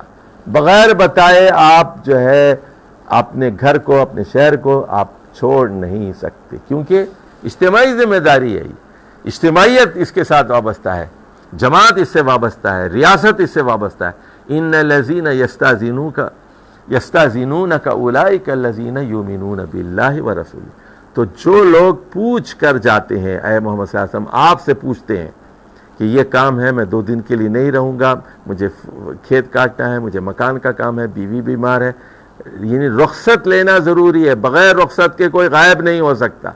اور دیکھیے یہ امیر کا اختیار ہے، چاہے تو وہ رخصت دے، چاہے تو نہ دے۔ اولئک الذین یؤمنون باللہ ورسولہ، یہ وہ لوگ ہیں جو اللہ پر، اس کے رسول پر ایمان لائیں۔ فَإِذَا اسْتَأْذَنُوكَ لِبَعْضِ شَأْنِهِمْ فَأْذَن لِمَنْ شِئْتَ مِنْهُمْ، ادھر دیکھیے، اگر اے محمد صلی اللہ علیہ وسلم یہ آپ سے اپنے بعض کاموں کے لیے اجازت مانگے، فَأْذَن لِمَنْ شِئْتَ مِنْهُمْ، ادھر دیکھیے، جس کو آپ مناسب سمجھیں اس کو اجازت دیجیے۔ اب یہ امیر کا کام ہے، ادھر دیکھیے بات کو سمجھیے۔ اب پولیس کی ڈیوٹی ہے، فرض کیجیے عید آ رہی ہے، عید، اب پولیس کی ڈیوٹی ہے، تو اب ہر آدمی کہتا ہے کہ میں عید پہ جاؤں گا، تو اب پولیس کا افسر کیا کہے گا؟ وہ بتائے گا دیکھیے آپ میں سے اتنے لوگوں کو عید کی چھٹی ملے گی، اتنے لوگوں کو نہیں ملے گی، جو باقی لوگ ہیں ان کو اگلی عید پر ملے گی۔ تو یہ امیر کا اختیار ہے، فَأْذَن لِمَنْ شِئْتَ مِنْهُمْ، اے محمد صلی اللہ علیہ وسلم آپ جس کو مناسب سمجھیں اس کو ذمہ داری دیں۔ اچھا اب دیکھیے یہی حال ہاسپٹل میں بھی ہوتا ہے، یہی حال کہ وہاں بھی کیا ہوتا ہے، بعض ڈاکٹروں کو اجازت ملتی ہے، بعض کو نہیں ملتی۔ ایمرجنسی میں ڈاکٹر کا ہونا ضروری ہے، ایمرجنسی میں پولیس کا ہونا ضروری ہے، نرسوں کا ہونا ضروری ہے، یہی معاملہ فوجیوں کا ہے۔ جو ایسنشل ڈیوٹیز ہوتی ہیں اس میں امیر کی اجازت لازمی اور ضروری ہے۔ وَاسْتَغْفِرْ لَهُمُ اللَّهُ، اے محمد صلی اللہ علیہ وسلم یہ جو لوگ اجازت مانگ کے جا رہے ہیں کسی وجہ سے، کسی ضرورت سے، ان کے لیے آپ دعائیں مغفرت بھی کر لیجیے، ان اللہ غفور الرحیم۔ اس سے یہ بات معلوم ہوئی کہ امیر کا یہ کام ہے کہ وہ اپنے مامورین کے لیے دعا کرتا رہے۔ دیکھیے ریاست کا جو سربراہ ہے اس کا یہ کام ہے کہ وہ پورے ریاست کے باشندوں کے لیے دعا کرے، اور سب سے برے وہ ہوتے ہیں جو عوام پہ لعنت بھیجتے ہیں، عوام ان پہ لعنت بھیجتی ہے۔ اب دیکھیے بات، رسول اللہ صلی اللہ علیہ وسلم کا منصب اور مقام، لا تجعلوا دعاء الرسول بینکم کدعاء بعضکم بعضا، رسول اکرم صلی اللہ علیہ وسلم کے بلانے کو اپنے درمیان کسی عام آدمی کے بلانے کی طرح نہ سمجھنا۔ قد یعلم اللہ الذین یتسللون منکم لواذا، اللہ تعالیٰ ان لوگوں کو اچھی طرح جانتا ہے، جو ان منافقین کو اچھی طرح جانتا ہے جو آنکھ بچا کر چپکے سے کھسک جاتے ہیں، آڑ لے کر کھسک جاتے ہیں۔ فَلْيَحْذَرِ الَّذِينَ يُخَالِفُونَ عَنْ أَمْرِهِ أَن تُصِيبَهُمْ فِتْنَةٌ، تو ان لوگوں کو چوکنا ہونا چاہیے جو احکامات کی خلاف ورزی کرتے ہیں، کہیں وہ کسی فتنے میں گرفتار نہ ہو جائیں، یا پھر او یصیبہم عذاب علیم، کوئی دردناک عذاب ان کو نہ پکڑ لے۔ اے منافقو، ریاست کے وفادار رہو، رسول اللہ صلی اللہ علیہ وسلم کے وفادار رہو، حکومت کے وفادار رہو، حکومت کے خلاف بغاوت مت کرو۔ اور حکومت کے خلاف سازش کرنے والے کون ہوتے ہیں؟ منافقین، اور منافقین ہی ریاست کو کھوکھلا کرتے ہیں۔ یاد رکھیے اسلامی حکومت کی حفاظت کون کرتے ہیں؟ صاحب ایمان۔ یہ بات نوٹ کر لیجئے بھائی، ہر آدمی کاپی پہ نوٹ کر لیجئے، اسلامی ریاست کے محافظین کون ہوتے ہیں؟ پکے مسلمان، سچے مسلمان، علماء، مفسرین، محدثین، فقہا، صاحب ایمان لوگ۔ اور اسلامی ریاست کو کھوکھلا کون کرتے ہیں؟ دشمن کون ہوتے ہیں اس کے؟ منافقین۔ الا سن لو اے منافقوں، سن لو، ان للہ ما فی السماوات والارض، آسمان، زمین اور آسمان میں جو کچھ ہے وہ اللہ کی ملکیت ہے۔ قد یعلم ما انتم علیہ، اللہ اچھی طرح جانتا ہے کہ تم کس عقیدے پہ ہو. پکے ما انتم علیہ کا کیا مطلب ہے؟ پکے ایمان پر ہو یا نفاق پر ہو، امریکہ کے بندے ہو، انڈیا کے بندے ہو، اللہ کے بندے ہو، کس کے بندے ہو، ما انتم علیہ اللہ اچھی طرح جانتا ہے. وَيَوْمَ يُرْجَعُونَ إِلَيْهِ فَيُنَبِّئُهُم بِمَا عَمِلُوا، اور جس دن تم لوگ اللہ کی طرف لوٹائے جاؤ گے تمہارے سارے اعمال کو اللہ دکھا دے گا. کس کس سے تمہارے تعلقات تھے، اینٹی اسٹیٹ تمہاری کیا سرگرمیاں تھی، ریاست کے خلاف تمہارے کیا کام تھے، سب دکھا دے گا. واللہ بکل شیء علیم، بلا شبہ اللہ تعالی ہر شے کا مکمل علم رکھتا ہے. وآخر دعوانا ان الحمد للہ رب العالمین، والسلام علیکم ورحمۃ اللہ وبرکاتہ.